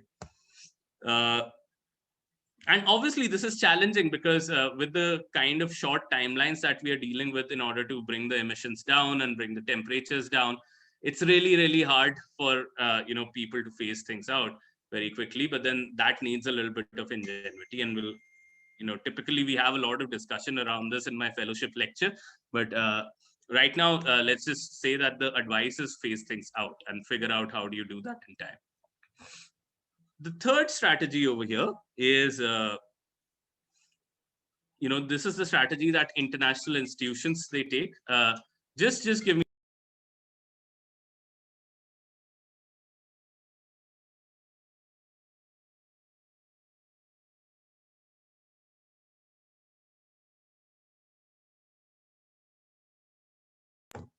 Sorry about that, guys. Yeah. So the third strategy is what people you'd see people taking that strategy in international institutions. And this is international institutions, as you know, they do not have much enforcement capacity over nation states, right? So it's not as if the WHO can come up with global laws, or UNEP can come up with global laws and hold countries accountable for enforcing and put penalties on them, etc., etc. So what is the best thing that international institutions they do? They bridge information asymmetry. And the best way to understand it is through this example. So let's say that there are 100 fishes in a pond, and there are these 5 households that live around this pond. Okay, and the way that this pond is structured, that the moment you go anywhere below 50 fishes, okay, so if you extract more than 50 fishes in this pond in a week, then it is going to go below its replenishment capacity. The fishes won't be able to reproduce to a rate where they can maintain a minimum amount of population, and they're all going to die, right? Then you don't have any food to eat. So you have to make sure, as this whole society, that you have at least 50 fishes in this pond, nothing lower than that. So the ideal way to do it is, each household every week goes in and draws in just 10 fishes, right? So that's how everyone gets their 50 fishes, and it doesn't go any below than 50. Your threshold, regenerative threshold, is maintained, and next week you again have 100 fishes, and you keep extracting those 10, 10, 10, 10 each, so as to maintain a balance at 50. But if there is lack of coordination, you can be tempted. If you're a household over here, you can then again start becoming a free rider, and maybe one week you'd say, okay, maybe I have some guests at home, let me just extract, instead of 10, 11 fishes this week. And then this guy can also think that, okay, maybe let me just extract 11, I'm feeling a little hungry. And maybe this girl says that I want to have a party, and maybe let me extract 11. And lo and behold, sooner than you realize, you have lesser than 50 fishes. the regenerative capacity gets impacted, and next week everyone is hungry, there are no fishes, everyone is dying, you have a catastrophe. Okay, so everyone can be a free rider in that sense. So what do you do, and how do you design a policy that people don't do that? So essentially what you do is that you bring this gentleman, or a number of people, or from a nearby village, or representatives, one representative each from this household, and you put a body over here who sit here to monitor things. You create a rule, so you create a rule-based order in this world, and you'll come across this terminology a lot of times when you're reading about international organizations, that you will only fish from this plank. You are not going to be extracting fishes from anywhere else. Come to this forum, come to this plank, and that's where you extract your fishes. And once you're coming out, we are going to just record simply how many fishes did each household extract. So let's say this guy got 10, the first household, the second household got 10. But let's say 1 week, the third household extracted 11. Okay. So everyone knows that, this person has extracted a lot more. So maybe that week, this person would say that, okay, just so that the whole thing doesn't go below 50, I'm going to eat 9. Okay. But next week, I am going to go to this guy and I'm going to ensure that this guy does not have their 10 fishes. They have their 9, and I will extract 11 and I will restore the balance. Okay. So in a way, this simple, transparent sharing of information has created an ecosystem of self-enforcement on each other. So these countries, when you're talking about nation states and international organizations, that's essentially what they're doing. So WHO, to a large extent, UNEP, all of these organizations, their fundamental mandate is to bridge information asymmetry and have all sorts of knowledge and information transparently available for all of the countries to see, so that they can self-monitor each other eventually. They can signal that, okay, this is the country that has extracted more this time. So the countries can self-adjust. And that's the extent to which that they can bring about cooperation. Okay. There's a Frankenstein story over here as well, that what if this guy over here, or this body who's sitting on the plank, this becomes corrupt. They don't share these numbers properly. If they are not true in sharing these numbers, who is extracting how much, then again, you can go below the replenishment threshold. Right. So it's really, really important for this body to be competent, because a lot of times, not because of corruption, because of incompetence, you can report the wrong numbers here, but you also have to be very honest, and that legitimacy is what keeps some of these international organizations going. And that's why the most important aspect, asset, is the legitimacy that they hold, and the competence that they bring to the table, and the trust that people have in them. As long as you have those, you have the international organizations functioning. So these are the 3 strategies. We'll talk about a 4th strategy, and that would probably be the last strategy that we discussed today. The 4th strategy is make cooperation really, really lucrative. So what are the 3 strategies we've learned until now? Number 1 is carrots and sticks. Number 2 is stages in a game. Okay, so make it a multi-stage game. Number 3 is information symmetry, bridge information asymmetry. Number 4 is make cooperation really, really lucrative. And over here again, we're going to play a game, a quick one. And I see Shrishti on my screen now, so I will invite Shrishti to play the role of Donald while I play the role of Ronald over here. And we are going to play this real quick game. So what's happening over here is that, Ronald and Donald, they are 2 people in a society. They earn some money that they owe as income tax. Okay, and that income tax is then invested in towards maintaining a public good, or towards creating a common pool resource. Let's say that's being invested in clean air technologies. Okay, so you do that whenever you see energy written on my screen, read it as dollars or read it as rupees. Okay, so 1 unit of energy means they have $1 that they need to invest. So this is what they're earning, $1 each, and they pool in that $1. So they create a pool of $2.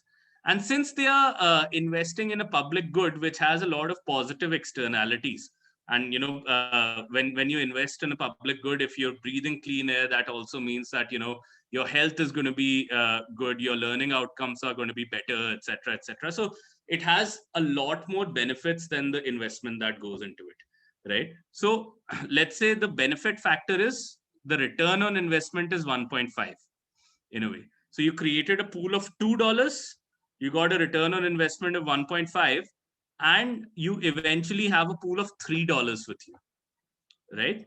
Now, with this $3, eventually, since this is a public good, it's going to go to everybody. It's non-excludable, right? So you pay for it, you'll get it. You don't pay for it, you'll still get it. So let's say you split it equally amongst these two players in the population. So both of them get 1.5, 1.5 each. So look at how beautiful it is. You invest $1 and you get 1.5 eventually. So this is a great scenario if we both are cooperating and if we both are doing our bit. Now, let's say there's another scenario where I, as Ronald, I cooperate, but Shrishti as Donald decides that they will not invest that dollar and they'll just keep it to themselves. So what's happening is that my pool that I'm creating, it's reducing to just 1.5 units of energy. Okay, so I invested $1. It's still an investment towards a public good. So there's a good return to this. So there's $1.5 that I have. And that $1.5 splits into 0.75, 0.75 and comes back to both of us in the society. But what has happened over here? If you look at it, then Ronald invested $1 and received 0.75. Okay, Donald kept on to held on to his $1 and then got the 0.5. So Donald is ending up with 1.75, while Ronald, who was the nice guy and who invested, is ending up with 0.75, right? So that is scenario number 2. Scenario number 3 could be just the opposite, that maybe Ronald acts as the free rider over here, and Ronald says that I am not going to invest, Donald invests, and that 1.5 again gets split into 2 parts, and both of them, Ronald has their own $1 from earlier, and they get 0.75, and Donald has invested that $1. So, from that 1.5, they get 0.75. So now Donald is ending up with 0.75 and Ronald is ending up with 1.75. Okay, so this is where, Ronald defects and Donald cooperates. That could be one scenario. Or there could be another scenario where both of them defect. Both are like, nah, we're not going to invest in this. Let's just hold on to our $1 and let's just not do anything about it. Okay. So now if you look at it, it's your classic prisoner's dilemma situation where, defect is your Nash equilibrium. Ronald doesn't want to go from 1 to 0.5. Donald doesn't want to go from 1 to 0.75. So, and this is not an equilibrium, because for cooperate, Ronald would want to unilaterally defect, and similarly, Donald would want to unilaterally defect. So this is your equilibrium. Now, what do you do? One way of making the situation better is to increase that factor of 1.5 that we were talking about to 2.5. Okay, how do you make cooperation a lot more lucrative? And see, if I just change this factor, how everything changes. So same game, everything is the same. 1 unit of energy, both of them invest that 1 unit of energy each. You get a return of 2.5. So you end up with $5. Okay. So earlier when you were ending up with $3, you end up with $5 now. $5 gets split up 2.5 to both. And if they both are cooperating, then eventually by investing $1, both of them are ending up with $2.5 each. Okay. So that's the cooperate scenario. But there is also again a scenario where Donald defects. So if Donald defects, Donald has their $1. Ronald invests their $1. It turns into $2.5, and 2.5 splits equally between Ronald and Donald again. So eventually, what's happening over here is that Ronald is ending up with $1.25. They invested $1.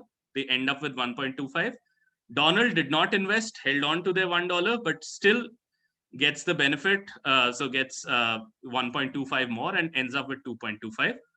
And the opposite of that can also happen, where Ronald says that, I'm not going to invest, and Donald invests, and Ronald ends up with 2.25. Donald ends up with 1.25.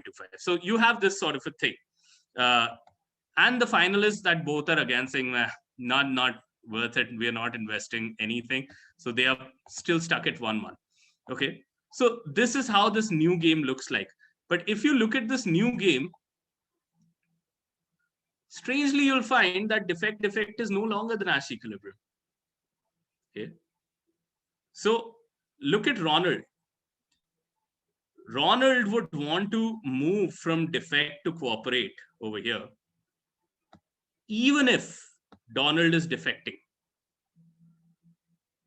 Right? You want to move from 1.1 to 1.25.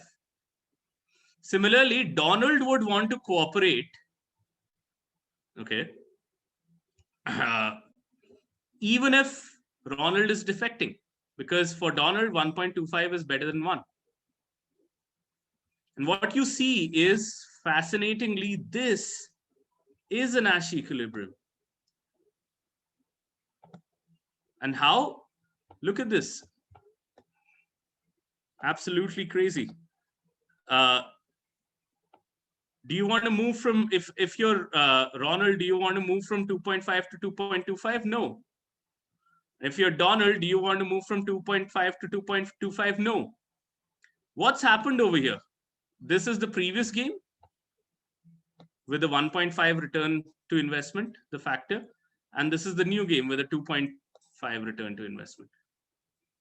The structure of the game is the same. It's just that the return has changed. So you've made cooperation so lucrative where, even unilateral cooperation is, even a scenario where you are the only one who's cooperating is better than you defecting. Okay.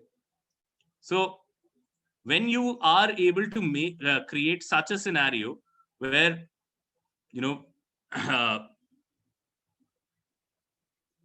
mutual cooperation becomes just a lot more lucrative than unilateral defection, or even unilateral cooperation becomes a lot more lucrative than unilateral defection, then you are able to bring about greater cooperation into the game. So summing it up, 4 strategies, right? One is the carrot and stick strategy. The second strategy is how do you increase the number of phases in which what you're doing, so phase it out strategy. The third strategy is bridge information asymmetries, make information transparently available, and have those credible institutions who can do that. And the fourth is make cooperation really, really lucrative. So as long as you are able to have these 4 fundamental parameters in mind when you're designing policies, and these could be policies for within your companies, for your NGO, or if you're part of a local, national, international government, you will be fine. You will be probably designing a policy which would be implemented on the ground and which would not need a monitor all the time. Some of the first strategy would definitely need a monitor, but then typically these would be the policies that would work. So I'm not getting into the really hard problems over here. That's the stuff that I save for you to join the fellowship and learn about.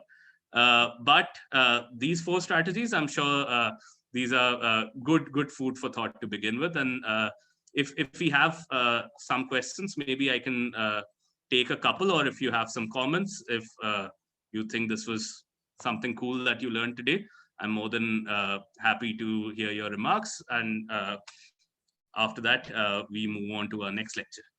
So we have restricted our participants to adhere to the chat box for now. Perfect. Because so you're free to write in your comments, comments and observations in the chat box. Yeah. And also we have shared our details of the GPODS fellowship, so you could write to us and continue the conversation over email as well if you like. So thank you, Arpit. Thank you for the wonderful session. If there are any particular questions that you'd like to answer, you could probably do that, or we could probably start with the next lecture as well. Sure. Let me just answer one of the questions that we have over here from Nayonika. And Nayonika is asking, are there real life examples in development finance and responsible investing where mutual cooperation has been more lucrative? And yes, the answer absolutely is solar cells, right? Because the moment you make it more cheaper, then people start switching over to that as the more lucrative investment option. So, instead of, you're making that thing a lot cheaper, but at the same time on the market, you're making it a lot more lucrative when you're selling. Let's say a lot of times governments come up with policies where you can buy back, the government can buy back some electricity, let's say the solar energy, etc., that you produce in your house. So you invest, you procure solar energy at a much lower cost than the typical electricity that you get from the government, but you sell it back to the government at a much higher cost, at the regular cost. So the return to investment that increases. And when the return to investment increases, you see, in a number of places, I know that, certain counties in the United States and, in Germany, you have this sort of a, there's a particular term for it. I'm sure Ishan would know that it's the back metering, or you need a particular type of grid to be able to do that. Metering, yes. Back metering. So once you do that, then you can, simply make solar a lot more lucrative. So once that happens, then, you're on the right side of the panel over here, where more and more people want to, buy solar, use solar, and resell that energy to the government as if it was regular electricity. So Thank you so much, Arpit. I will just write my email ID so that if somebody wants to get in touch, I'll take it over from there. So guys, just to give you a brief idea, we discuss all of these questions, concepts, and a lot more. And obviously all of those questions keep coming in. You're a part of the GPODS fellowship. So I invite all of you to check it out. The website is already in the chat box. And Arpit has put it again. Arpit, if you could stop sharing the screen, we will go to the other part of the, now we will be starting with the other half, or the other pillar of the GPODS fellowship. And we have a lecture designed for you to help you with some of the questions that come up with sustainability. They kind of flow from what Arpit started out as. And in the meanwhile, can we have the short video played, Aditi, and just that will also allow you guys some time to breathe. And right after that, we will be moving into the lecture. So this is for your viewing. And as soon as this is done, we would be starting with the next lecture.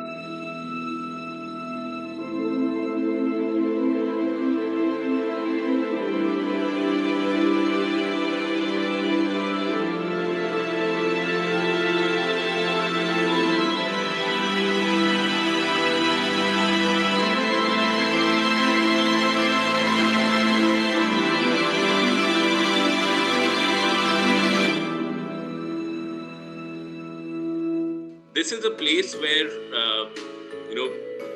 you are not really a student. We are not really teachers. We are all coming together in a community of fellowship. And that's the reason why we call it a fellowship, where we think that everybody makes knowledge or builds knowledge based on the ideas that they already have in their mind.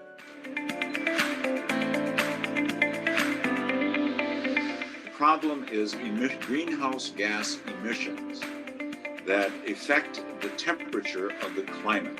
The agricultural land, the places which we use to grow crops, have a fair amount of saltwater intrusion. Actually, the very close cooperation between the United States and China to come to an agreement to how to operationalize this principle into the future. Policy-making body on environment at the same level with the General Assembly for all other issues globally. But for environment, it established the United Nations Environment Assembly. ION term, IOI, or impact on investment.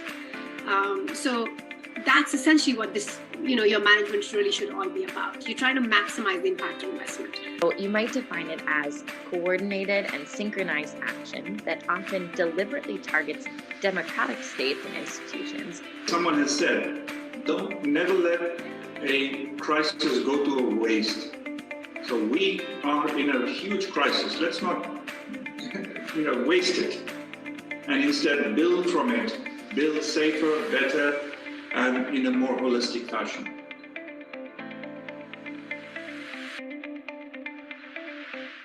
I am thoroughly enjoying the fellowship. I think it's keeping me enthusiastic, lively. I'm really excited. I look forward to lectures. I look forward talking to Arpit and Ishan more often. So I'm really glad that I am a part of GPods. I took the right decision. GPods has helped us build such a rich network of professionals who are truly global and, are actually working at the cutting edge of solving some real policy problems. So this is one go-to course that you really need in your life so that you can really enhance in your academic skills and get to push to what you really want to achieve in life when it comes to policy making, sustainability, and diplomacy.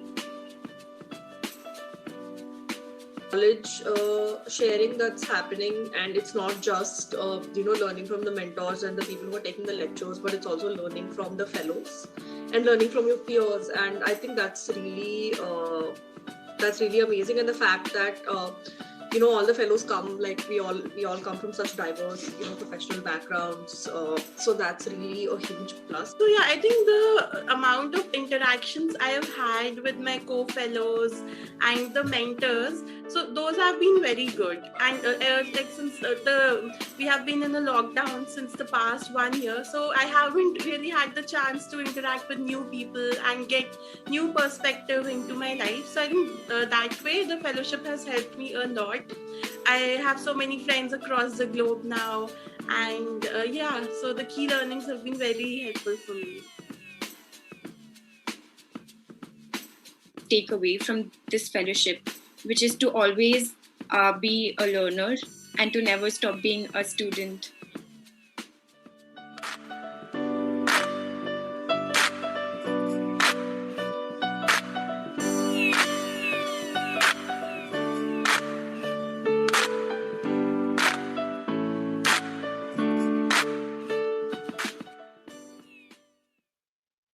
All right.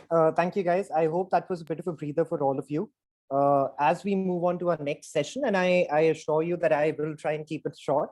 What I do have for you is another burning issue that we deal with at the GPods Fellowship. Now, before I start with the GPods Fellowship, please do know that we do post about the fellowship in the chat box, so you could check it out. Arpit has also posted his email ID, so you could write to him and inquire more about the fellowship. All right, so what is the next session about, and what's the big deal about it? I'm here to discuss a couple of things that you probably have heard of, and if you haven't, that's absolutely fine. But let me tell you, a lot of those international negotiations that Arpit spoke of are cruxed on, especially in environmental diplomacy, on the beneficiary-based principle. So we are going to be covering it. And as we cover it, let me also give you a couple of indications of how I would want this session to be. The first is, the more we interact, the better it is, the more we learn. So please feel free to type your comments, questions as we go along. Please do try to put your videos on. I deliver lectures quite often, and I get bored by looking at myself. So if you have your videos on, that's always better. There's also the safe space pledge. So please don't be hurtful in your comments towards other. This is a public platform, and we're going live on Facebook as well. So we'd want to be not hurtful towards others. As long as you have an opinion and you're being respectful about it, that's absolutely fine. And I invite you to share it. The other thing, a couple of disclaimers, is what we do with the GPOD's Global Policy Diplomacy and Sustainability Fellowship as well. And this is a query that we get very often. What if I am not a sustainability professional? What if I'm not a public policy professional? What if I'm not an international relations professional? How do I cope with a heavy duty subject like each of these? And the answer is that for each of our courses and our mentorship sessions, we start with the very basics, right? So we start with ground zero, and that's the indication that I want to give to you through the lecture today and take you on a journey where by the end of the journey, you'll be understanding the economics of some of these things. Finally, it's a big topic that I'm trying to cover, so I would not be able to deliver all of it. For that, you'll have to join the fellowship. I'll give you bits and pieces of a case study that we could take as an example. So let's start at the very beginning. I am an astrophysics nerd. That's a bit of a disclaimer as well. So you'll see these astrophysics references every now and then in my lectures otherwise as well, especially in this one. And why are we discussing what we are going to discuss first? The reason is, and I really like this quote, if you want to understand something that is, a little more complicated than other things, you first have to unwind, uncomplicate, and go to the very basics. And that's what Carl Sagan had said. If you wish to make an apple pie from scratch, you must first invent the universe. So before we get onto the economics of the beneficiary-based principle, or what the beneficiary-based principle is, or what economics of environment is, we must first understand what really is environment. So as part of my research, one of the things that I do, which I find very interesting, is I go around checking what are the definitions of the term environment globally. What is the definition in India, in some other country? And one of my preliminary research showed that these are the most common elements that come in the definition of environment. All right, I'm not going to use a pen, guys. I'm not very good with it. I'll just use a laser pointer. So you have human beings which define the environment. They're the most used term in the definition of the term environment. You have water, land, air, living creatures, plants, microorganism, property, and their interrelationship amongst each other. This is also the legal definition of environment in India. Now, do you see a commonality here? Do you see a single thread flowing through all of these elements of the term environment? I gave you a disclaimer. We're going to start at the very basics. I'm not going to assume that you're an environmental professional. That's why we're starting with the very bare minimum of the definition of environment. So a couple of things one might notice is that all of these things that are here are required for human sustenance. All right, so they're not about something that is absolutely unrelated to human beings. It is water is required, air is required, land is required, living creatures are required for food cycle and such, plants, microorganism, we know the positive role that bacteria can play in our lives, in science and those sort of things. So all of these things play a role towards humanity. What's missing then? Now, what is missing is better shown through an example. So this was a news report in one of the UK newspapers a couple of years back. This is the asteroid that is in discussion. It's called the Psyche 16. It has precious metals worth 8,000 quadrillion pounds. It includes, gold, platinum, iron, nickel. It's all on your screen. And it is being planned that it will be visited, and perhaps at some point of time down the line, it will be mined. Now, if I ask you that if tomorrow I go and mine this asteroid, Psyche 16, would I be constrained by any law? Would I be constrained by any notification, by any regulation, global or national? The answer would be no, right? Because those laws would apply if you covered within the definition of environment. So when I asked you, what are we missing? We're missing a huge chunk, which is beyond our perception, or which was beyond our perception when we drafted these definitions. So first of all, what we do at the GPODS Fellowship is we challenge ourselves to ask the right question. Is this definition of environment right? Is this globally accepted definition of how you perceive water, or how you perceive air, or how you perceive ecosystem, is that correct? So if it does not include something that would be done in some time, probably it's lacking. But if you still think that, it isn't just because human beings made the definition and everything is about them, I'll give you another scenario. And if any of you are into science or have a science background, please do send in your answers, because I'm very keen to know what people think about this. But if you were to guess what are the 4 or 5 most common elements in the universe, and I've put a periodic table for your viewing.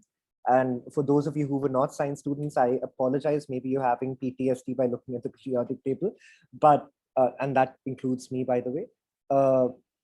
What were the 5 most common elements? What are the 5 most common elements in the universe?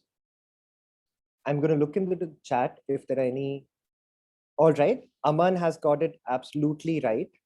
So it is hydrogen, helium, carbon.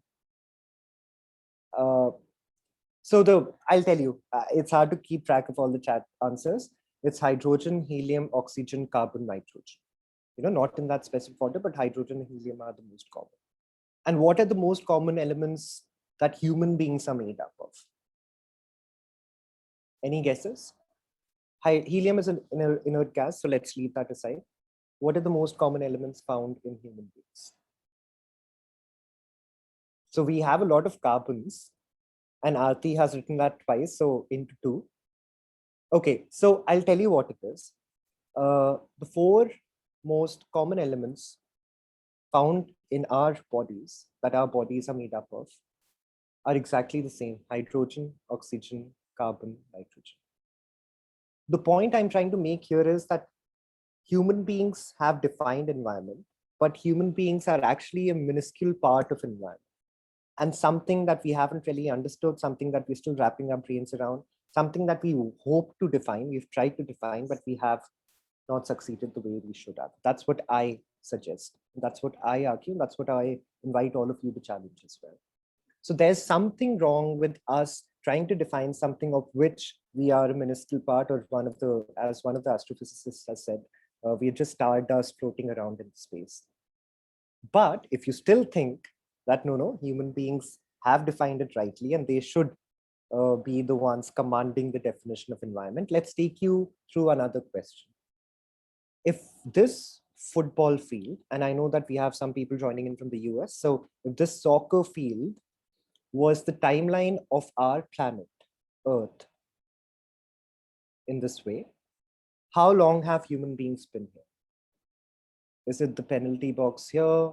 Is it the midline? Is it the penalty box here? Is it the goal post?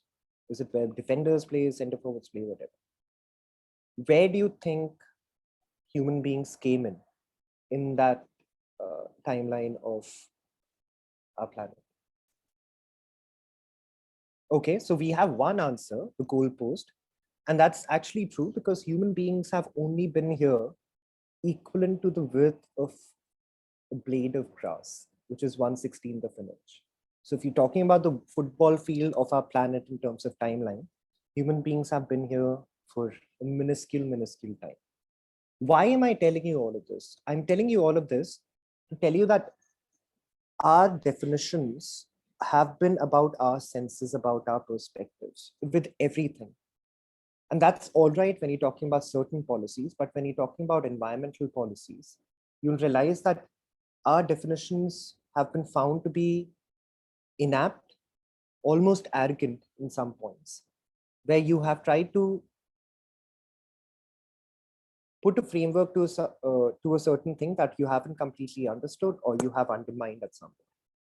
And that leads to me to one of the ethics approaches that I cover during the GPODS fellowship. Obviously, we cover a lot more during the fellowship, but anthropocentrism is something that I wanted to touch about today. Now, I'm sure all of you have heard of anthropocentrism. You've probably heard of how humans are at the center of it all according to this approach, how everything else but human beings is there for our exploitation, including natural resources and everything else. Now, if that is the case, if anthropocentrism has been such a prominent ethical philosophy to drive environmentalism, then why haven't we given it up? And if you think we have given it up, when did you think we gave it up? If you think that we gave it up when that technological and policy intervention took place in the US in the 60s, you must ask yourself, why did that policy revolution happen in terms of environment? Now, another question that I threw during the fellowship is, if anyone is able to guess the place and the decade in these photos. They're all from the same decade, they're all from the same place. If anyone's able to guess.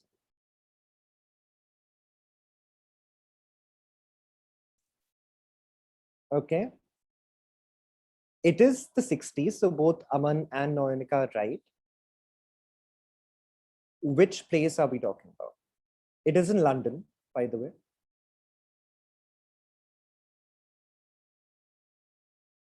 No, it's not New York either. It is the US. All right, so we have paucity of time and you guys have been patiently listening in for some time. So I'll just quickly move ahead. It's not Industrial Revolution. That was a couple of centuries prior. This is 1960s LA. A big hint was the Pan Am Airlines here. So 1960s has been seen as this, threshold point, this tipping point where environmental policies came to the fore, and there was in the US now the states could have their own environmental standards that could be above and beyond the federal standards. Technological interventions started happening, inventions started happening. So there were catalytic converters and exhaust pipes that were now more conducive to controlling air pollution. But all of that happened. All of that celebratory congratulations that were given out when all of these things happened was because there was a tipping point. And what was that tipping point? The tipping point was humans, like we do in Delhi these days in winters, or in Beijing or elsewhere on this planet.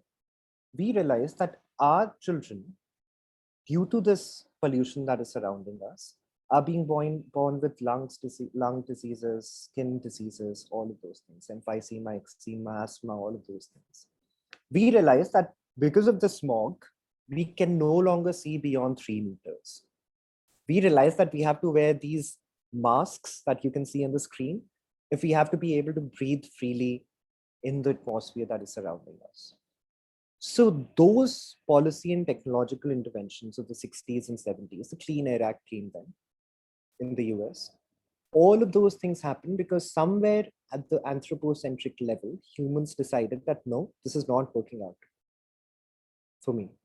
So even the biggest policy revolution in sustainability was cruxed on anthropocentrism, how humans are at the center of it all.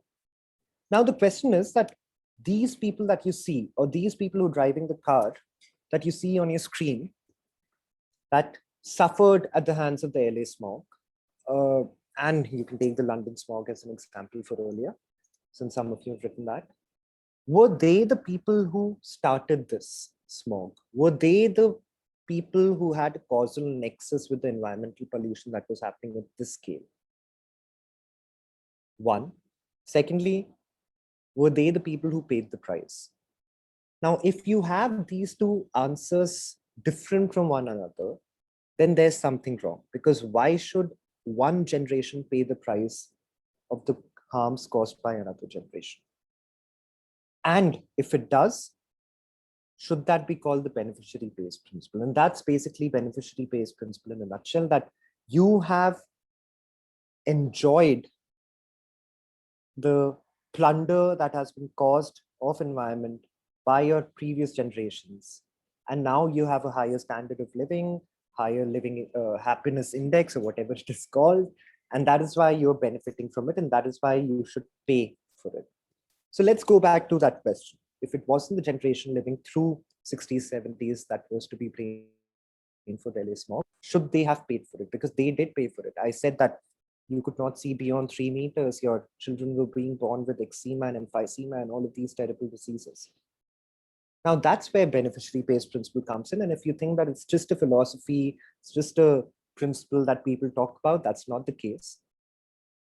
Principle 7 of the Rio Declaration of the Earth Summit of UNFCCC, United Nations Framework Convention on Climate Change, talked about common but differentiated responsibility. So how the global north had plundered the environment, so there was culpability, and they had the capacity, the financial resources because of that plunder, because of which now they should pay the global south for the damage that they caused over the years since Industrial Revolution. That's beneficiary-based principle in a nutshell. Now you might argue, and if it is hard for you to imagine how does this play out in real life, imagine that you have a friend who stays in London or New York or LA or wherever, and tomorrow you go to him, the governments go to him and they say that, listen, under the beneficiary-based principle, you have to pay your friend in India X amount of money. Does that really make sense? Because it wasn't your friend's fault that he has a higher standard of living because of the environmental pollution that was caused by his ancestors, actions of whom he had no control over, right? So it might feel a little off, but there are two views to this. There are the views of the conservative views of Edmund Burke, Eric Newmer, Axel Gosseries, I apologize for the typo. And there are axiological views, individualistic views, which say that, listen, let's keep the pollution controlled by the act of the polluter. Let's not blame someone else who was not there. There is also a population ethics principle that comes in. But that's just me setting the background. These are things that we go into much more detail during the fellowship. I'm talking about what if that person has to pay? What if that friend has to pay? And in most of the circles, the question is not just about morality. You can go through Friedrich Nietzsche's work and appreciate rationality and morality. But I'm not on that. Let's divorce ourselves from the question of rationality and morality. Let's talk about what is the real issue. Why would you not give someone the money that you earned, not by your hard work or not by your ethical approaches, but because one of your forefathers plundered the environment? Why would you not give that money? Why would you not make that transaction? The answer is, whenever you take morality and rationality out of all of the discussions of environmental conservation, the one thing you're left with is money, the economics of it. How does it work out in real life? And that's what we're here to discuss. And I'm going to take a case study and explain it. But before I do, if money is the issue, what if I have a very, very detailed framework on air control, right? What if I have an Air Act? What if I have a Water Act? What if I have an Environment Protection Act? What if I have rules on plastic, e-waste, biomedical waste, hazardous waste, MSW, all of those things? If I give all of my resources to environmental conservation, shouldn't we be able to achieve it? Now the answer is in front of you. Because if you take India as an example, we have the Clean Air Act, we have the Air Act, we have the Water Act, we have the EP Act, we have the rules, we have the plastic waste rules, biomedical rules, MSW rules, e-waste rules, plastic rules, all of those rules. We have one whole framework of legislative mechanisms, how we can control environmental pollution. But why is this not working out? One of the answers, one of the many answers and many segments of answers, many segments to the answer to that question is that environment is not just controlled by environmental laws. Now, let's go back to the definition of environment that I put to you at the start of this discussion. It is you, me, water, land, microorganism, plants, living creatures, property, interrelationship, everything. So by that, the corollary to that would be that everything affects the environment as well. So policies that are not intended for environment, policies that seem disconnected from the environment, have an environmental impact. And how do you value that environmental impact is the question that we're dealing with. Now, let me also give you a disclaimer. We're not going to be giving an answer to that question because that's an answer that you'll have to find for yourself in the fellowship. But I'm going to put a question to you and hopefully create enough curiosity for you to look for the answer. So we come to something completely disconnected, as I promised, because we're talking about how disconnected policies actually play into environmental impacts. And we talk about one of the most sought after things, or sought after real estates across the globe. These are some of the most prominent glass skyscrapers, right? If you've been to London, you've probably seen the walkie-talkie and the Bullet building. These are very famous. Now, we'll talk about, because I said I would not be able to cover the length and breadth of this, so I'm going to take case studies here. I'm going to take the case study of this one building here. This is called the walkie-talkie. It was at one point of time the most expensive real estate in the UK. And it is supposed to be aesthetically very pleasing. People like glass scrapers, people like to look at them. The Manhattan skyline is very famous for this. Now, if that is the case, would you have expected something like this? So this walkie-talkie building that I just showed you here in this slide on your left, there was a car parked in front of it, and that car melted partially because of the sunlight that was reflected from this building. And I find this quote to be very funny. It's absolutely ruined Martin Lidset told the BBC referring to his Jaguar XJ. But the point that I'm trying to make is, remember how glass houses work. Remember what greenhouse effect is. A lot more of the heat is captured inside the building. So if you can, now you can imagine if so much heat is reflected that it can melt a car, imagine the amount of heat is captured inside the building. So when you look at a glass skyscraper, you are only appreciating it for how beautiful it looks and it's so pleasing to the eye and you want a commercial real estate there. But what happens really inside a glass skyscraper? So this is an interview that was reported. It says we build a glass skyscraper and then have to cool that glass skyscraper because all of that heat that is trapped in, which uses energy, which contributes to the climate crisis, which increases the temperature. So this is one of the classic vicious cycles that you talk of when you talk of climate change. So you trap a lot of heat energy, you then employ air conditioning or whatever method that you do employ, that increases CFCs, greenhouse gases, which contributes to climate change. The hotter the weather makes the glass building even harder to cool. But we have to keep cooling it because sweaty co-workers are not happy co-workers. And so the cycle goes on. Now, one thing that really intrigues me in this interview is that it says the point is that with responsible architecture, you can keep people cool without unnecessary cooling. So why did we get to skyscrapers? That's a question that's worthy of being asked. The answer to it is quite simple, and Yuval Noah Harari has quite explained it quite well in Sapiens. So people were nomads earlier, and then they started moving around. They had been moving around. They started settling in when they discovered agriculture. When they discovered agriculture, they realized that we have enough food to feed ourselves. So let's employ ourselves elsewhere. Those congregations became more and more dense because now there was employment, because they did not have to worry about food. Once those congregations become so full of employment that there were people pouring in, they turned into metros that we see today around us everywhere. But because so many people came and the carrying capacity of that piece of land was only so much, the property was limited, the land was limited, the supply of property went down, the demand of property went up, the valuation of property went up, right?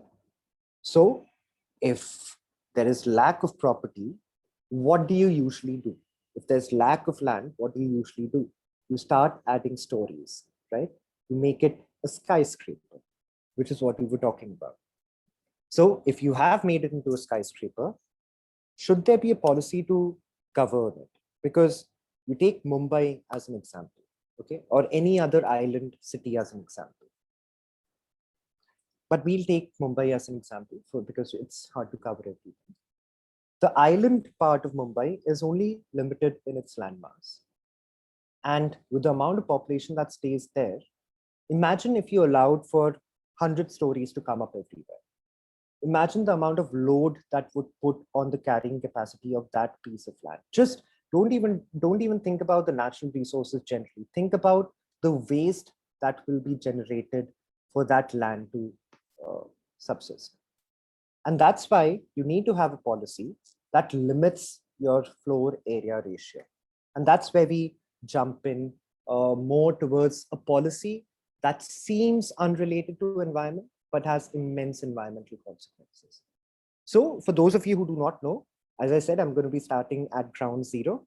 FAR or FSI, as it's called, is basically the ratio of your built up area divided, ratio of your built up area with the square footage of your total land.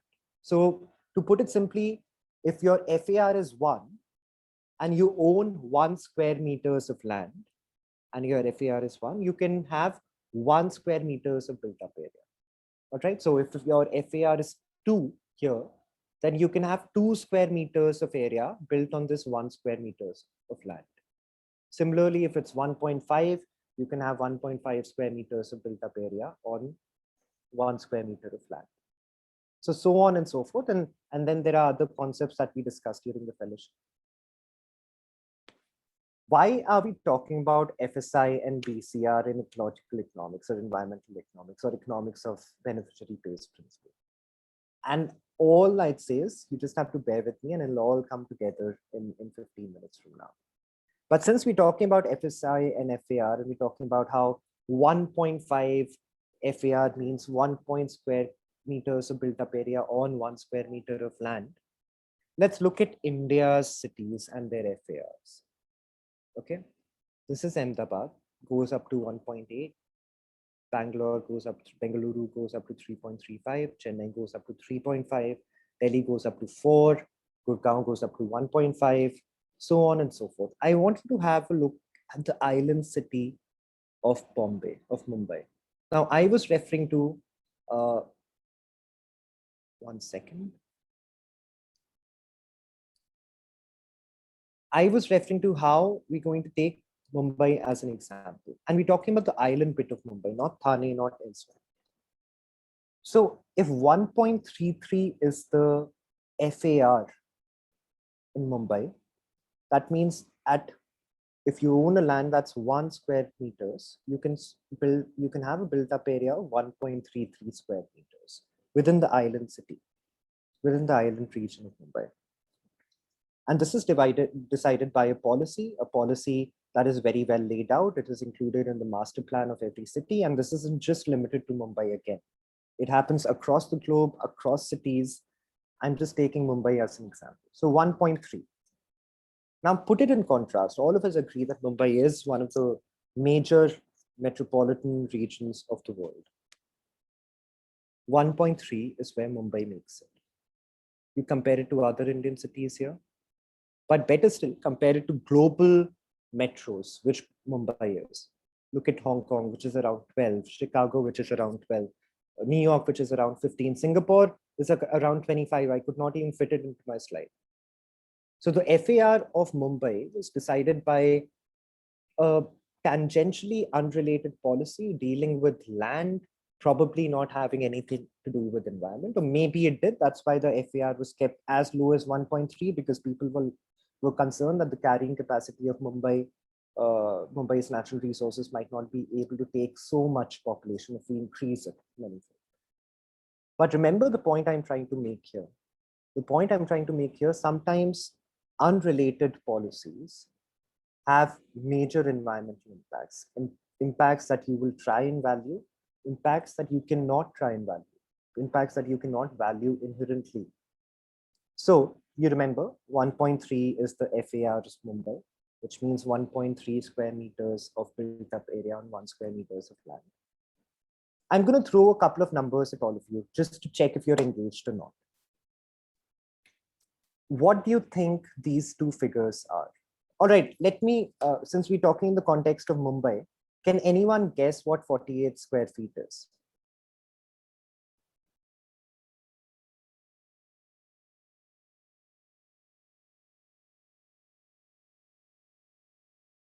Srishti, we're still discussing the issue of glass skyscrapers. It's not resolved yet. Okay, so 48 square feet is the average floor space available to each person in the city of Mumbai. Average floor space available to each person within the island part of Mumbai. What is 50 square feet? Let's see. 50 square feet is the average floor space of a prison cell in the US, federally demanded. So today, the average floor space of a prison cell in the US is higher than the average floor space per person in Mumbai. And that should give you an example of the space constraints we're dealing with. That should give you an example of how policies have an impact on our everyday lives. And we'll discuss how they have an impact on environment now, because that's what we're here for. Now, if there's such little space, what happens? The rents go up, right? People would want to pay more to stay in Mumbai because there's limited space. But not everyone's able to pay the kind of rents that South Bombay demands. So what do? You go to slums. That increases slums. Some people might not want to stay in slums. So what do? You set up suburbs. You go to Thane, you go to Mathiran, you go to Pune. But if you have set up suburbs and now you have to go to and fro from Mumbai every day, what do? The government now has to establish, or private companies now have to establish, or private individuals now have to establish transportation. So now you're looking at so many impacts due to a policy that regulates the floor space index of a city that did not seem very related to environment, or if it did, it was not foreseen that these are the kind of environmental impacts that that one policy has. Now, if you think that rents going up leads to slums and suburban sprawl and transportation, so what? So what is exactly this? All of these are environmental impacts. And we're talking about tangible environmental impacts from a policy that was seemingly unrelated. And let's go back to the economic side of it. Let's talk about valuation. We know that slums that perhaps came up, or at least tangentially were related to coming up because of the FSI policy. Slums came up because there was no space to live in those legitimate properties in Mumbai or elsewhere in India or elsewhere in the world, because I've also taken the example of Kaibera slum in Kenya, where HIV infection is twice the national average. Diarrhea is the leading killer of children under 5. What is it that I'm trying to prove here? That one decision has a cascading effect on so many other policy decisions, valuation of which is often not reflected in the actual impact of that policy decision. So you have to spend on public health infrastructure, you have to spend on environmental infrastructure, you have to spend on education, there are social and cultural barriers. Imagine Dharavi, which is a slum of Mumbai, for those of you who are not from India, has almost 3 lakh people, 300,000 people within 1 square kilometer of area. That's the kind of load you're putting on the carrying capacity, which you try to save by having a lower FSI. But you can still put dollar figure to it. You can say that this is how much I spend in public health infrastructure of that slum. This is how much I spent on education system. This is how much I spent on waste management. All of those, you come up with a dollar figure. Has that been accounted for when you're drafting the FSI policy? Probably not. Jury's still out. What about suburban sprawls? Now, suburbs do not come from nowhere. These were either agricultural lands or forest lands or lands for other uses, which were then changed for residential purposes or industrial purposes. And this keeps on happening on an everyday basis. We've seen the example of trees being cut to accommodate suburbs. So suburbs can also be valued. If you can think of how much cost is of that one tree that you cut and then extrapolate it across forests that have been cut, and the rehabilitation mechanism and the amount of money that was spent to build flats, so on and so forth, and you can come up with a dollar figure. What about transportation? What about now the government having to build a local or a metro or a cube that connects that suburb to the main city? And we all know about the environmental impacts of transportation. There are direct impacts that includes noise, carbon monoxide, so on and so forth. There are indirect impacts which happen to environmental systems. So incomplete combustion of ICEs, respiratory cardiovascular diseases, all of those. There are cumulative impacts that we all know of and we see on an everyday basis. But again, these things can be valued. You can attach a dollar figure to these things. Have we thought about the valuation of things that we have not got down to a dollar figure? What about the unliquidated damages? Are they our greatest challenge? And I will quickly rush through this because all of you have been extremely patient. But I want to leave you with a couple of valuation challenges to show you how an innocent policy about FSI, floor area ratios, floor space index, could have the kind of impacts that it does. Now imagine, actually I'll leave the imagination for now. Let me take you through the two studies that I have for you. There was a study conducted in the US. The title of the study was The Impact of Indoor Climate on Human Cognition, Evidence from Chess Tournaments, a Working Paper. The paper studied the impact of environmental quality on the performance of individuals undertaking cognitively demanding tasks under time pressure. And this is the important bit. Cognitively demanding tasks under time pressure. These people, these chess players were highly focused, right? They were running against time. They had to make extremely sound cognitive decisions. What was the result of the study?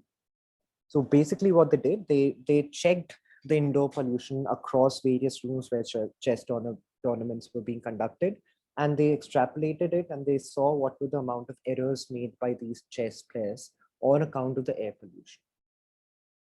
It showed that a 10 microgram per cubic meter increase in PM 2.5 results in a 1.5 percentage point increase in the probability of a player making a meaningful error with 10%, almost 10% larger error. So 10 micrograms per cubic meter of increase in PM 2.5 in your indoor pollution gives you a chance of making 10% larger errors. And this was noted across chess players. But you might think that, all right, I'm not a chess player. I'm not even an indoor person. I like being outside. In that case, I have another study. This was done on baseball umpires for outdoor pollution. The name of the study, Air Quality and Error Quantity, Pollution Performance in a High Skill Quality Focused Occupation. Now, this was the study that provided the first evidence that short-term exposure to air pollution affects the work performance of a group of highly skilled quality focused employees. And again, remember these terms, like you saw on the last slide, cognitively demanding tasks under pressure, and highly skilled quality focused employees. Now, it was repeatedly observed that decision-making of individual professional baseball players quasi-randomly assigned to varying air quality across time and space diminished. Found that 1 parts per million increase in carbon monoxide in a 3-hour window causes an 11.5% increase in propensity of umpires to make incorrect calls, and so on and so forth. Now, what I'm leaving you with is, we can still plan for valuation of slums or suburban sprawls or transportation. But what about the errors that are being caused to the decision making of a baseball umpire to the decision making of a chess player. And you're absolutely right if you say that, why do I care about baseball umpires? I don't play baseball. I don't watch baseball. Why do I care about chess players? I don't play chess. I play it online these days. The reason why you should care is because you should go back to what I was talking about and trying to specify to all of you. These are time-sensitive, highly focused, cognitively engaged professions. Now extrapolate those professions. Think of stock market brokers. Think of air traffic controllers. Think of doctors, surgeons. Think of miners. Think of students who sitting in their examination hall thinking that, why have I absolutely blanked out here? Not knowing that it could be because of the air pollution, that their cognitive abilities are diminishing. But there are so many other effects of this. If you want to go into the cascading effects of that FSI policy, think of it in these terms. There's a surgeon who's operating, time sensitive, cognitively engaged, focused. The indoor air pollution of that operation theater is high, or if that hospital is high, and he commits a mistake. And the patient suffers, and the patient sues, and the patient is awarded damages of, hypothetically speaking, $2,000. Now, would the surgeon pay for those damages because the court required him to or her to? If not, should the government pay because it was because of the FSI policy that the indoor pollution was high, because of which cognitive errors happened on the side of the surgeon? And these are some of the valuation challenges that happen when you're dealing with policies that do not even seem to touch upon sustainability directly. And these are some of the things that we deal with at the GPOTS Fellowship. I hope you guys had an engaging session throughout the evening. I implore all of you to write to us directly, reach out to us. We're happy to discuss these things separately as well. And please do check out the GPOTS Fellowship. The website is in the chat box. Finally, bit of a request to all of you. These are testing times for all of us. You had an earlier lecture which was delivered by someone who is struggling with COVID as we speak. And please do reach out to other people. Please offer help. And if you cannot, that's all right. I ask of all of you to be kind in these times because you never know what the other person is going through. So let's try and stay kind towards each other as a group. And I hope to see you all at the GPOTS Fellowship. And please do reach out to us in case of any queries. I had a wonderful time and thank you for joining in. For those of you who have attended over Zoom, you will be receiving your certificates within a week and a half from today. So please do not worry, you will receive it by the end of 2 weeks. And for those of you who did not attend it on Zoom, or who have been attending on Facebook Live, I hope you enjoyed the session.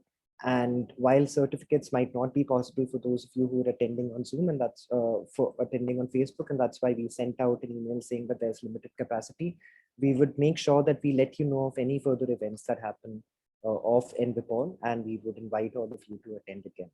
It was a pleasure having you, and let's keep the conversation going about sustainability and youth engagement. And thank you to each of you for attending. Bye.